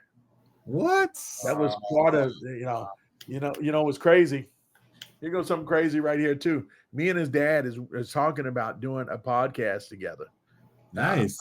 Paul Washington, he's my guy. You know what I'm saying? He just recently got married, so we gotta waiting for that to cool down, and and then how you just get married, you ain't really trying to do a whole lot, but be around them and do the thing, whatever they're doing. So so we hadn't really got on that, but he wants to do a podcast where we just talk about the game from yay high on up, even to the pros, with all the experiences that he's had, all the experiences that I've seen, and the contacts that I have with Rayford Young, Trey Young's dad, Aaron Fox's dad. We've got a lot of, Jason Tatum is one of my guys too, that's in that 2016 class. We had a network of dads that, that we still talk, that I still talk with right now from that class. Nice. Dennis Smith's dad, Josh, I don't know if y'all remember Josh Langford, who went to Michigan State in that group, but he ended up getting hurt. Yes. Did he go to Atlanta, if I'm not mistaken? It's a plethora of guys that we still talk with, that we want to, discuss those experiences. Because I talked about that when I brought my podcast up. That was what it was all about, talking about what you're doing with your kid to get them to the next level and so forth. That was the different experiences that we talked about, raising a kid and raising a basketball player to some of them guys now as pros right now. I remember, Justin and is it Cynthia? That's Jason Tatum's dad and mother. And I remember the all the stories that we had coming up with that. So we want to kind of put a podcast together that's going to talk about that kind of stuff. And so that's what we're working on. Right now. So if you're interested in filming it, if you're interested in filming that, Mike is a film producer. Okay. And he's actually on IMDb. He even does local films. Okay. I'm sure he would love to film it for you. Okay. We definitely need to start talking about that kind of stuff, because like I said, I'm just waiting on him now, so we can start putting this thing together, because I've been waiting, and I'm kind of chomping at the bits to try to get something started, because I kind of miss doing the podcasts now. To be honest with you. So can you give us, just keep it high with us? That I can do that. I can do that anytime. You're welcome here anytime. So can you give us a PJ Washington story that maybe is the public wouldn't know about without embarrassing him? PJ Washington, they used to be a team called the Celtics, the Frisco Celtics. They were, Boston Green, everything back in the day. I think I remember them. I think I actually coached against them. Yeah, Paul was the coach, and they had a dynamic duo, him and Chris. Oh my God, I don't know. I don't forgot Chris's last name. No, I need my butt kicked on that one, but that's all right. No, because I'm going to end up seeing him. Later. He ain't going to be happy with me if he's looking at this, man. I'm sorry. Just put a comment later. I do the same thing. It was a dynamic duo, y'all, and they ended up breaking up, and I couldn't understand it for the life of me. Right. You know what I'm saying? And because what? It's probably best that I didn't say his name anyway. He wanted his son to be on the ball, and Paul, wanted his son to have some ball time. They were both big. They were both 3 and 4s, 4 and 5s. Back then, they were tall for their age, right? Yeah. And one of the things I give Paul Washington credit on was, I remember when I was in high school, when I first moved here, there was a guy named Marvin Washington who used to play for the New York Jets in San Francisco 49ers.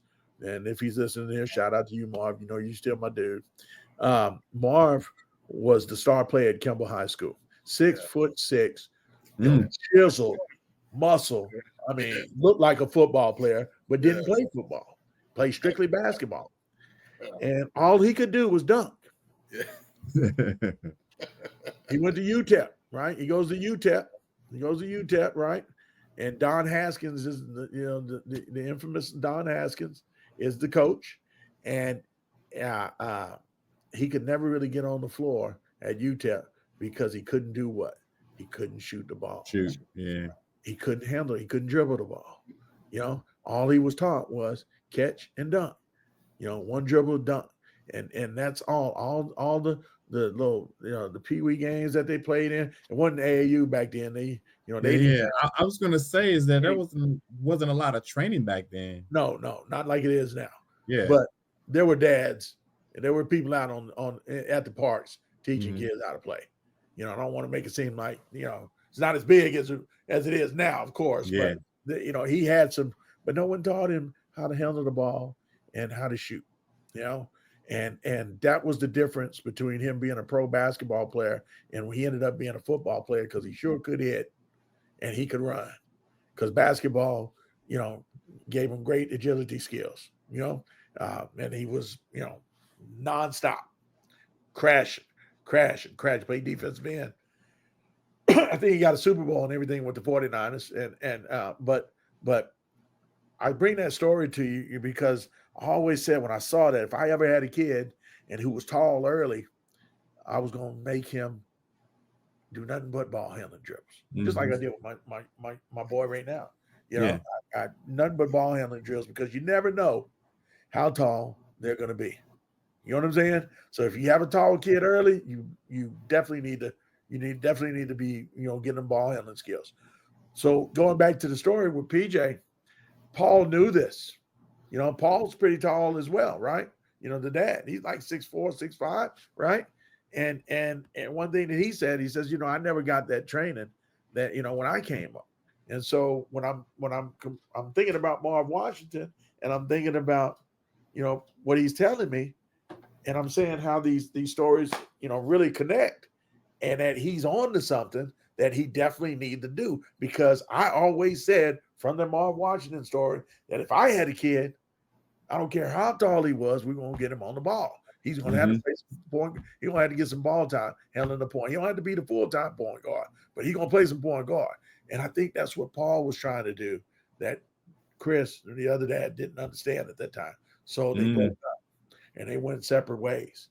And I don't know, I don't want to say it hurt either one of them, because they both ended up going, college, they got degrees, but PJ is a pro now. Has been in there for a long time. Yeah. You know what I'm saying? And unfortunately, Chris didn't have that kind of success, but he still got a D1. Well, he got a D1 and then he ended up in D2. But he still got a degree, and that's what we're really supposed to be all in this for, right? No one, like we said earlier, there's only less than 1% that's going to make it to the pros anyway. You know what I'm saying? And those numbers get smaller the older you get as a prospect. And a lot of parents don't understand that, but that one did. You know what I'm saying? And he made sure that his son played ball time. So shout out to him. So PJ, if I got it right, he went to Kentucky, right? Yes, sir. So hell, he even played for his dad. His dad ended up leaving Frisco, right? Because he couldn't go to the school they wanted him to go to. Frisco wouldn't let him transfer to the school that was right up the street from him. Right, Frisco Liberty. Yeah.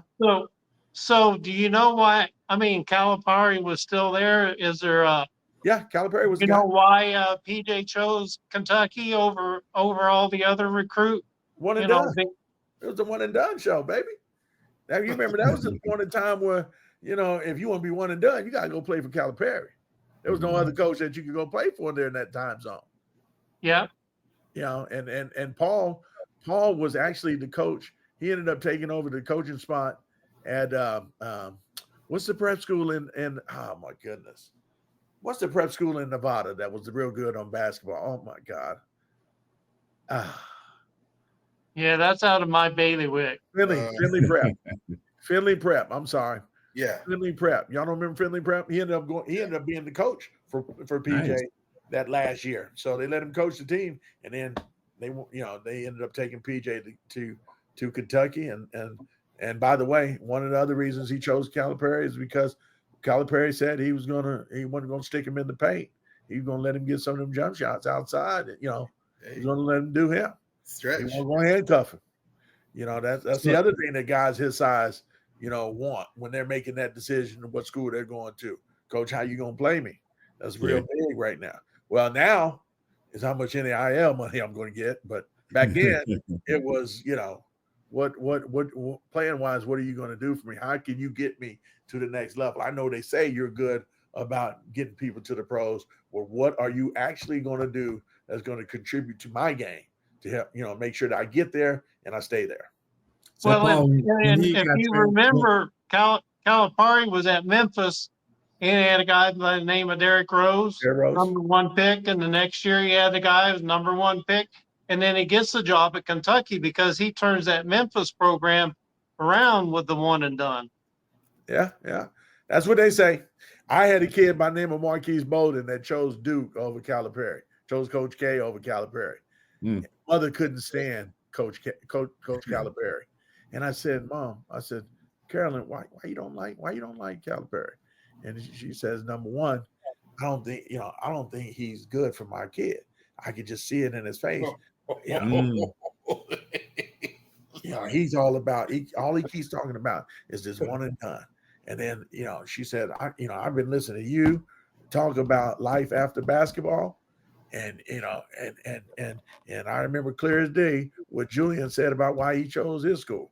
You know what I'm saying? It's what I told you earlier. Jules told everybody, all his people. He says, I'm going about life after basketball.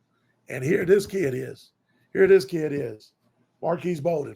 Any school he wants to go to. McDonald's All-American. And he chooses Coach K simply because of life after basketball.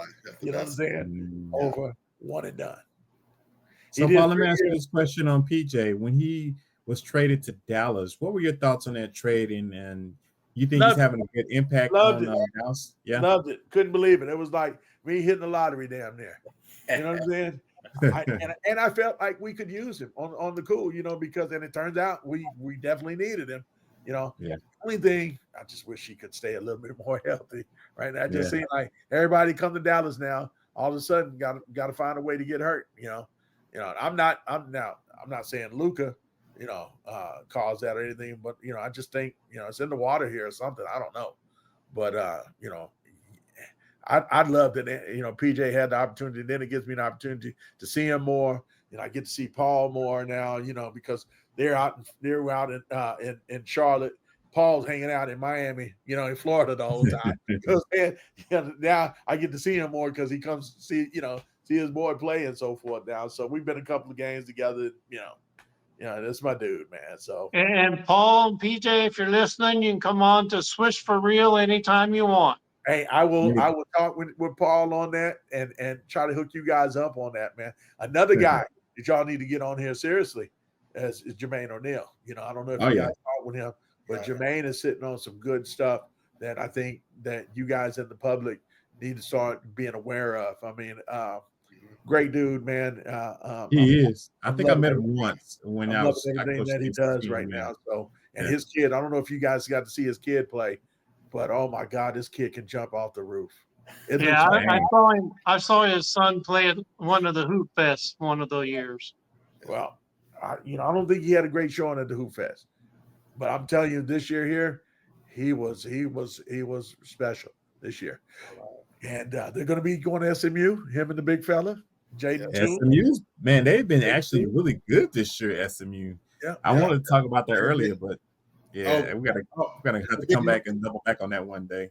Big Michael, if I can real quick, because Paul was talking about, all the, we've talked about all the local talent we have in North Texas.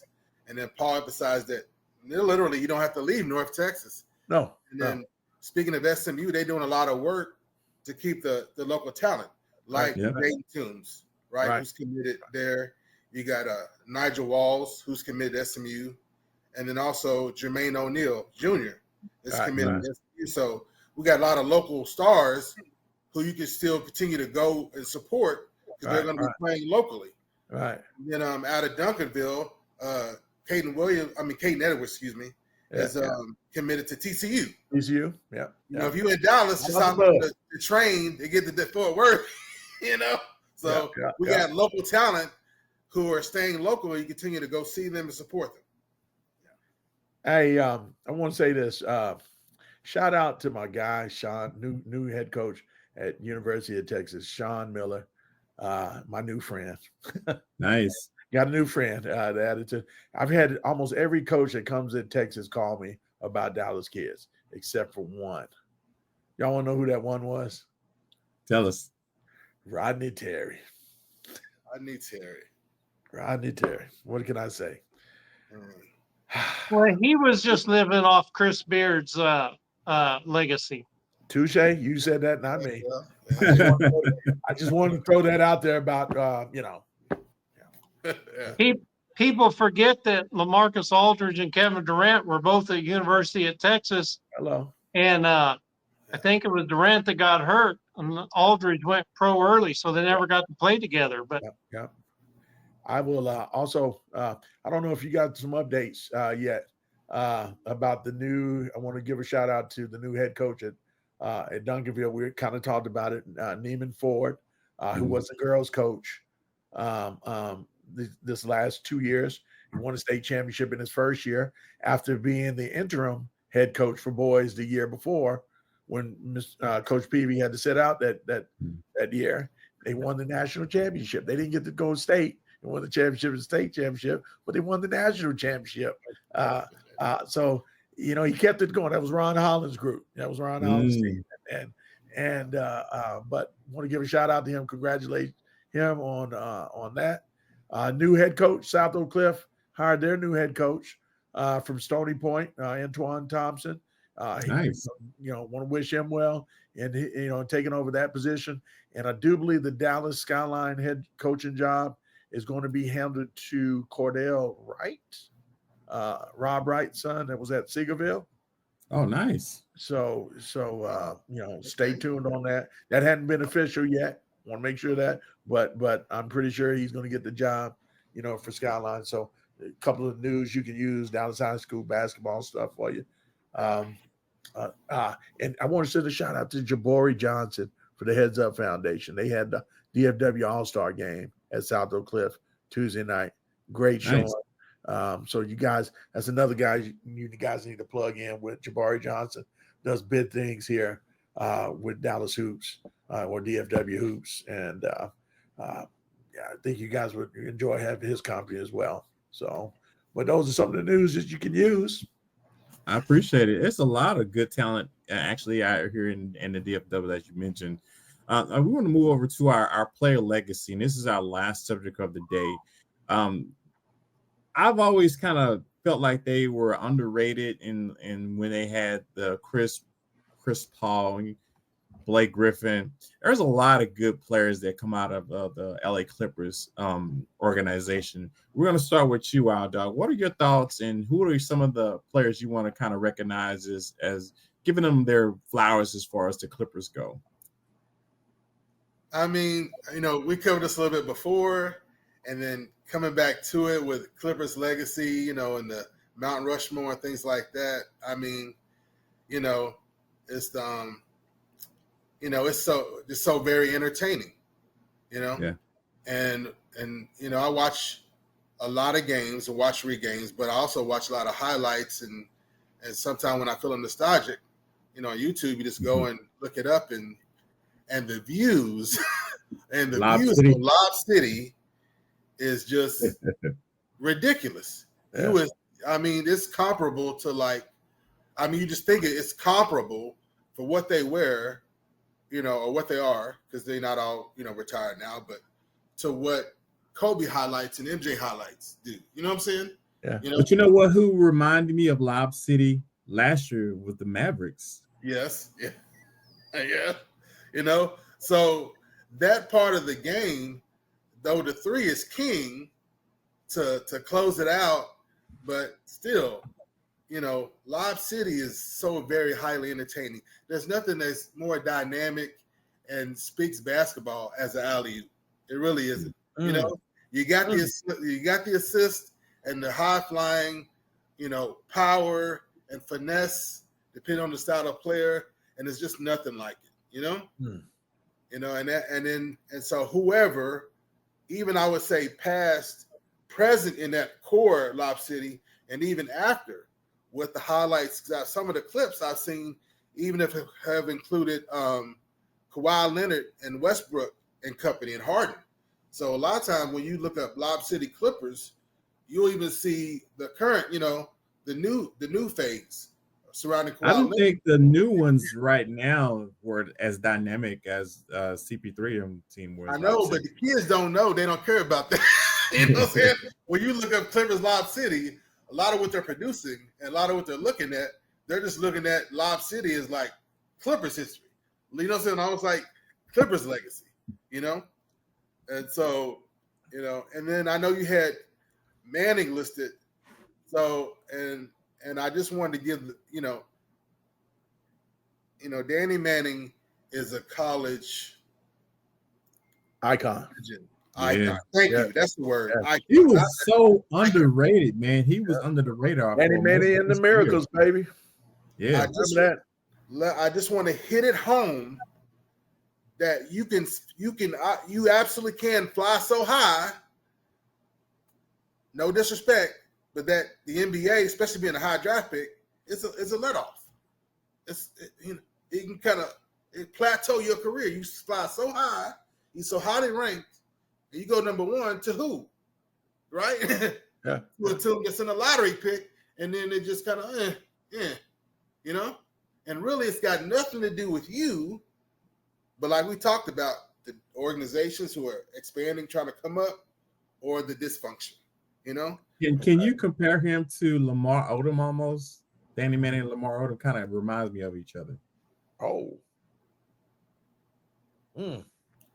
Yeah, I can back you on that. I can back you on that, especially or even Wayman Tisdale at Sacramento. Because you think of their physique, how they carried themselves and how they used, their skill on the block. It's like once they get to a certain area of position, you're like, oh, it's over with. It's either it's going to be a foul or, it's like it's over with. You're either going to have a bad foul or a good foul, or just it's going to be what it's going to be +2. And the only difference between the two is that one of them didn't have I would say a drug problem. You know what I mean? Like, because Lamar just couldn't keep. Lamar had all kind of problems. Yeah. And Odom had all kind of blessings. Odom had all kind of breaks. I'm telling you, more than especially playing with Kobe. So you gonna get blessings in the breaks. That the dude should have more chips than he have. He should actually had a. I can say it in general. He should actually. And he was a Clipper too, wasn't he, Lamar? He should have actually had a chip before he joined Kobe. Yeah. But when you blow opportunities because you're not quite all together, or your team isn't all quite all together. I'll blame it on the team. But he had a chip before he joined Kobe. That's something that hopefully some other people might come out, that can come out about that with Odom's story, But again, like I was saying, we might have to deep dive into. We'll have to do a story. That's an interesting subject right there. Seriously, yeah. You think a guy like Manning should have had those opportunities? Yeah. At some point, he should have been like, okay, the guy's giving us so much. He's such a great on and off the court. It's like, okay, we need to go trade him to the Lakers to go get a chip. We need to honor him by putting him someplace where he, you know what I'm saying? He can help somebody get over the hump and get a chip, but it doesn't always work out that way. You know what I mean? So, yeah. But so highly entertaining. And again, when you look up Lob City for Clippers, you end up seeing a mix. Before the Chris Paul area, post Chris Paul, and I can't blame them. And it's young folks, and they don't care. But Lob City is like it's just Clippers, and you can see all those high flying, nice highlights. the power dunks, the finesse dunks. The most iconic dunk is DeAndre Jordan's dunk on Griffin Knight like that. And then when he Blake dunked Griffin, on Griffin Knight. Oh my God, he put that dude in the coffin. And I still don't know how Blake Griffin doesn't have spinal damage. He may have. I don't know how he doesn't have damage to his spinal cord somewhere along the way. He might, but medical is private. But I still don't understand how he just bounced up so many times. I was just like, oh, I know he's down. He just bounced up, walk away, not trying to start a fight. I'm like, oh no. I'd be like Melo and meeting you in the parking lot, homie. Hey, Waldo, can you imagine being his twin? He has a twin. Yes. Yep. And people forget this. Like him, though. He can jump like Blake. What happened? You know what I'm saying? Oh, he's just a twin that can't jump. That's how you know the difference between the two. Like, yeah. Imagine you him. Boogie Bob, your thoughts on the LA Clippers legacy, man? I know you got quite a few stats you want to probably chunk out at us. Give us your thoughts on the LA Clippers legacy. I started doing research on one, and then I got thinking, I'm like, no Wild Dog going to pick Manning.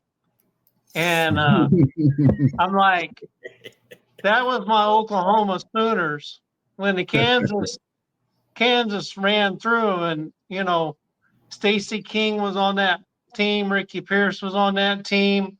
Harvey Grant, Horace's brother, twin brother, was on that team. Yeah. And they 94 feet of Nolan Richardson and Billy Tubbs had the same philosophy, 94 feet of hell. And Larry Brown won his only national championship that year. And they basically ran that OU team into the ground to where their legs were gone. Yeah. It was 50-50 at halftime. Yeah. So it's kind of like, I went and looked, and I swore Manning had played for Popovich in San Antonio, but when I was going through his history, he actually played 1 year in Dallas, and I don't remember him even playing in Dallas. I don't remember either, but I saw that too. Yeah.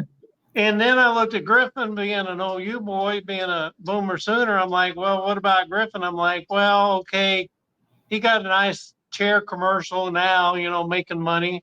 And he blew out his knee. But I actually chose CP3. Point guard. Point guard. Never won a title. Mm-hmm. Never won a title. If he doesn't win one soon, he'll be like Charles Barkley, one of the best players to never win a title. Yeah. He's only made the NBA Finals one time. That was the Phoenix Suns versus the Bucks. And they were ahead 2-0 when the Bucks came back and won 4 games. He's been to the Western Conference Finals twice. They were up. People forget they were up on the Warriors.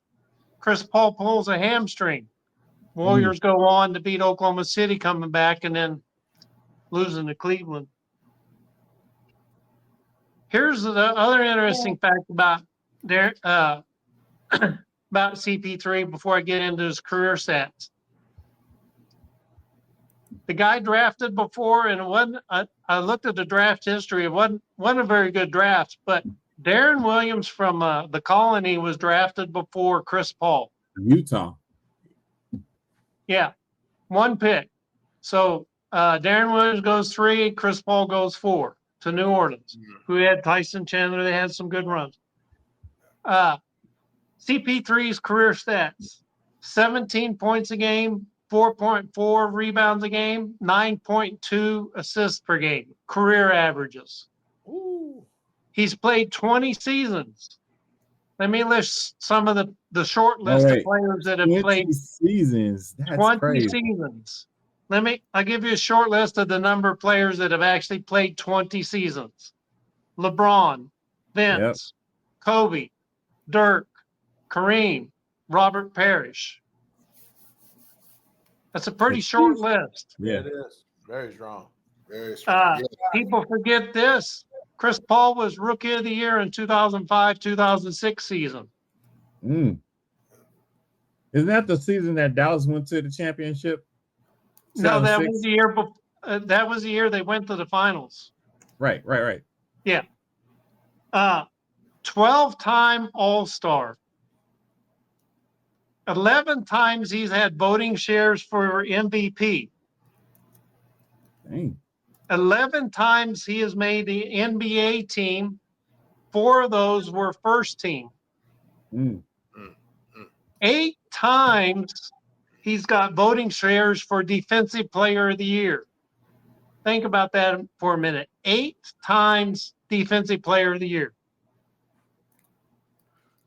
5 times he's led the league in assists per game. And 3 of those, he had the most assists in the season. He's number 2 behind John Stockton in career assists. So we all think of John Stockton and Karl Malone. He's number 2 in assists. How many assists is he behind John Stockton, if you have that?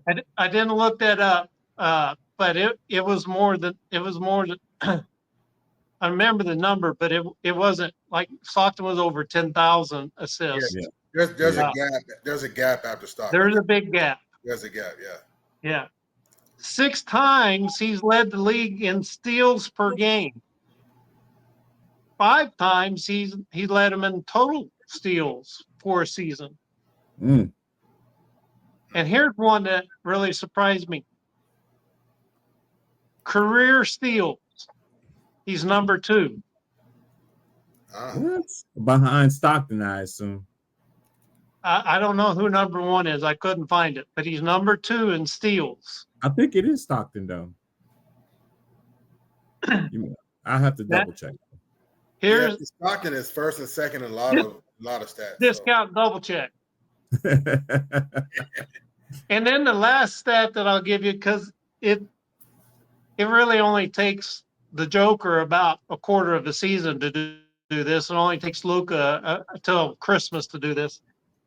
Career triple doubles. He has only had 18. That's it. That's it. So most people know he leads the team. He goes the team. He takes Oklahoma City team that didn't have anything that they traded Hart, the swap, and they go to the playoffs. He goes to Phoenix, big contract, go there. The only place he hadn't gone and succeeded was Golden State, really. You got the big contract. He's even helped the Spurs become relevant. Yeah. So, 20 years in the NBA, and you think of Chris Paul as, okay, he's old school point guard, assist first. But when you read those defensive statistics, you're kind of like, you really forget how tough a player he was to go against when you were an offensive player. Yeah. You're absolutely right. Paul, your thoughts on the legacy of the Clippers, man? Do you have anything that you want to add to this conversation? Man, what happened to Bob McAdoo? Nobody's talking about Bob McAdoo. I ran out of time. Legend, I was going to mention Bob McAdoo. You go right on the head. All-time greats of when he in the top 100. When they did the Celebrity 100. What about Elton Brand? Elton Brand is now. What is that? He's like the GM or something for the Sixers, right? Or somewhere up in that upper echelon of power with the Sixers. Great player. I'm gonna tell you another one, man, that I like, man. That I like Jamal Crawford too. Speaking of new school, Jay crossover. That crossover he had was mean. And I don't know if I want to say Lob City is the greatest thing in basketball right now, y'all. I definitely like the flick of the wrist from half court. Or when you talk about Showtime, then you would definitely have to put them in the conversation. No doubt. I still like the 3-point shot. Then I like then I like Lob City. Man, the Clippers have had a bunch of players. Man, I'm looking at this list right here. Man, oh my God, Paul George, Lou Richardson was a pretty good point guard as well. I didn't know John Shoemate was there. John used to be the SMU coach for a while back in the day. But Brandon Bass, y'all remember Brandon Bass? He was a Dallas Maverick. I actually got a chance to meet him and interview him. Yeah, they've had some players. Eric Bledsoe, Katino tough. Yeah. I mean, I'm like, you ain't got Dominique Wilkins even played there, y'all. What up with that? I didn't even remember that. But how did this team, Austin Rivers, how did they not win a championship when they had Crawford? What's the dude's name? The guard that used to, Patrick Beverly, will lock you down like you owed him money. And matter of fact, like you owed the whole neighborhood money. That dude was in your face, no matter how tall, no matter how big you were over him, he was in your face like the little gnat. You know what I'm saying? Always in you. How did they not win that championship those years when they had them? Mm-hmm. I don't understand that, because they had a good squad that should have did. DeAndre Jordan was pretty good. And the hell with DeAndre Jordan. He skipped over us with the Mavericks right now. So listen, ain't talking about him. He deserved to not get a ring. You don't do my boy Mark Cuban like that. He got one with Denver, though. He don't deserve it, and they should take it back because he didn't do nothing good. Was sit on the bench and every now and then come in and give Joker a rest, man. So they should take that ring from him, man. He don't deserve it. How he did the Mavericks, man. So we need to move on. Zach Randolph played for good grief. I heard, coach. Yep. Terry Cummins was one of my favorites, by the way. Yeah.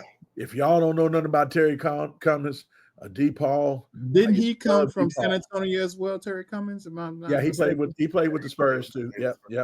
So let me ask you this question too, Paul. What were your thoughts on when Doc Rivers coached them back in the day? You think he was qualified to take them to where they were as far as the record wise, or could they gotten better? Let's say, for instance, if they probably had Popovich, they would have made it to the championship and won it? Well, again, players make plays, y'all. You know what I'm saying? Coaches keep it close. You know what I'm saying? Or try to make it close. Yeah. At the end of the day, players make plays. Don't get me wrong. I don't want to take nothing away from Popovich. He's a great coach. He's done great things and all that. But he's had some great players, on all them teams that he's won. So I'm not going to say, I'm not going down, Doc Rivers, because, Doc Rivers has been close. At the end of the day, his players just don't make players at the end. I don't know why that is. You know what I'm saying? Because he's had some pretty good teams in Philly. What's going on in Milwaukee right now? Hell, you got the Greek, the Freak, and now you got Damian Lillard, but he went down. You got a shooter and you got a dude, come on, man. Did you see the triple-double numbers that Giannis put up last night? Here's what I was going to say about triple-doubles. And I know you become quite a big fan of triple-doubles. Today's triple-double to me look manufactured. Do you ever played 2K Sports or the PlayStation or Xbox? I always try to create me a player, right? And I build my player up by stats. Kind of like Russell Westbrook. A whole bunch of points. Think about that. I got to have a whole bunch of assists. I got to have a whole bunch of rebounds. That's what today's NBA players that's getting these. I haven't seen one yet that really looks natural to me, as far as especially with Westbrook. Westbrook was the most unnatural, triple,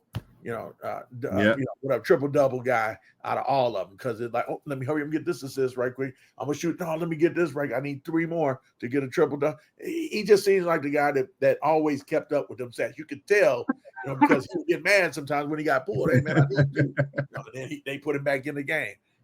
Luka might have been. Paul, you got a good point with the made up stats. Like, he's the first player to have this many points, this many rebounds. You may remember, because I remember he's an Oklahoma boy. The coach put Mookie Blaylock back in the game. I think it was Orlando, so he could get one more assist or one more rebound, so he could get a triple double. Jason Kidd. I remember when Jason Kidd was a rookie, he got his in the flow of the game. It wasn't trying to get stats. Well, see, back then, definitely was harder to get, and we weren't really, pushing to get those stats. Like, that just happened. Like I said, today it looks like it's forced. It makes it easier when you got shooters who can shoot.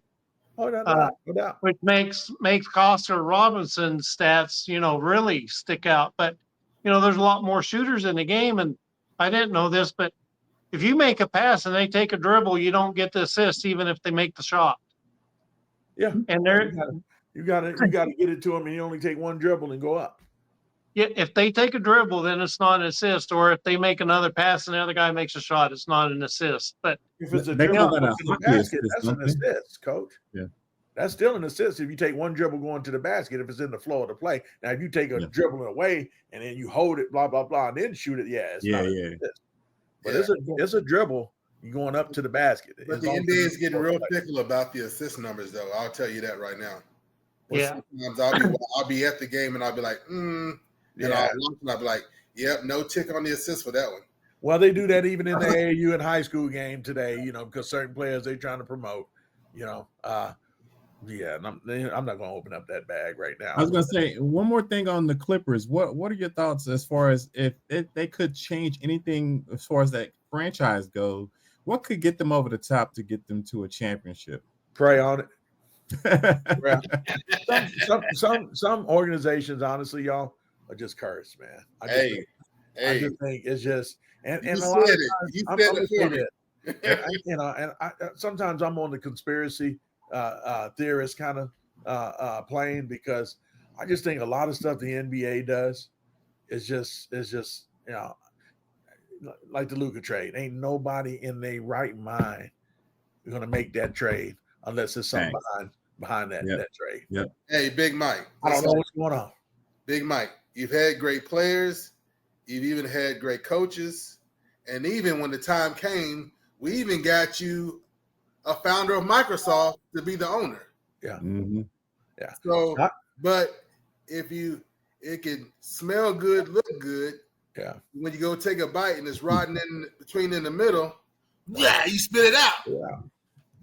Well, they're right there in the middle of Hollywood, so they forget they play on basketball team when they're out there in Hollywood. And there it is again. That's one like we were talking about some of the stuff I talked about with these kids today. Stay away from them girls. Stay away from your no good friends that want to do nothing but get high. All that. Those are deterrents that keep you from getting where you want to go. That's a good message. Hollywood. There's only been one serious team in that town, man. Seriously, and that's been the Lakers. And look what they were built on. Have y'all been watching the Lakers series? What was that show on HBO? And I mean, look how that was built. This dude was a philanthropist that was like, borderline Hugh Hefner. The owner, Mr. Busby, God bless his soul.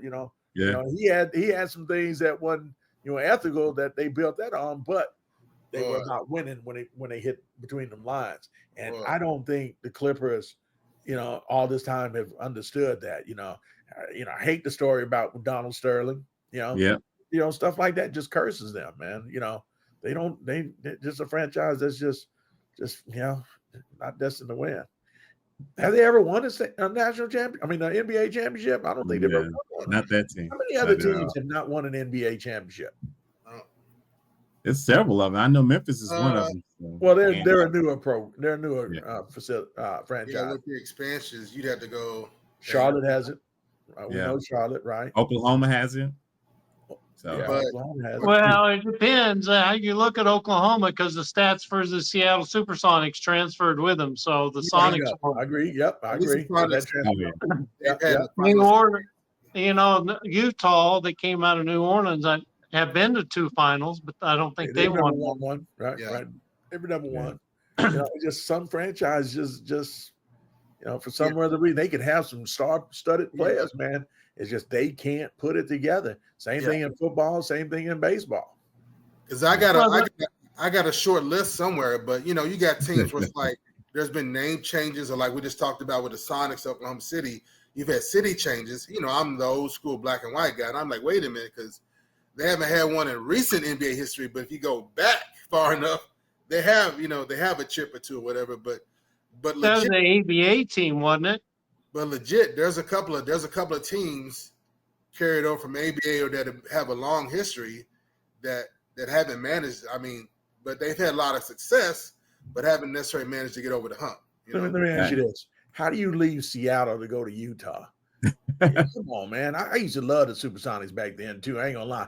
Downtown Freddie Brown, them dudes, Jack Sigma, Gus Williams, Jack Sigma. Shot Jack Sigma shooting behind his head, on his back. John how he got it. Sean Kemp. Oh my goodness, that guy like it was no.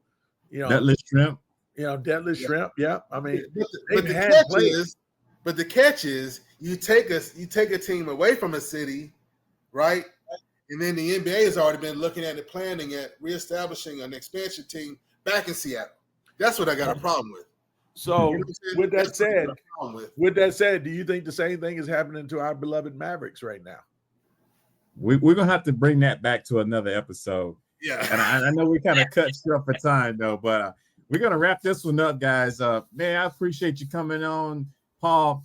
We're gonna just give everybody an opportunity to kind of tell us what they're doing and where we can find you at Wild Dog. As we wrap up, tell the people where they can find you at on these social media streets, man. Give them your handles and all that good stuff. Hey, man, I stay out the streets. I try to stay out of trouble. You can find me on YouTube. You know what I'm saying?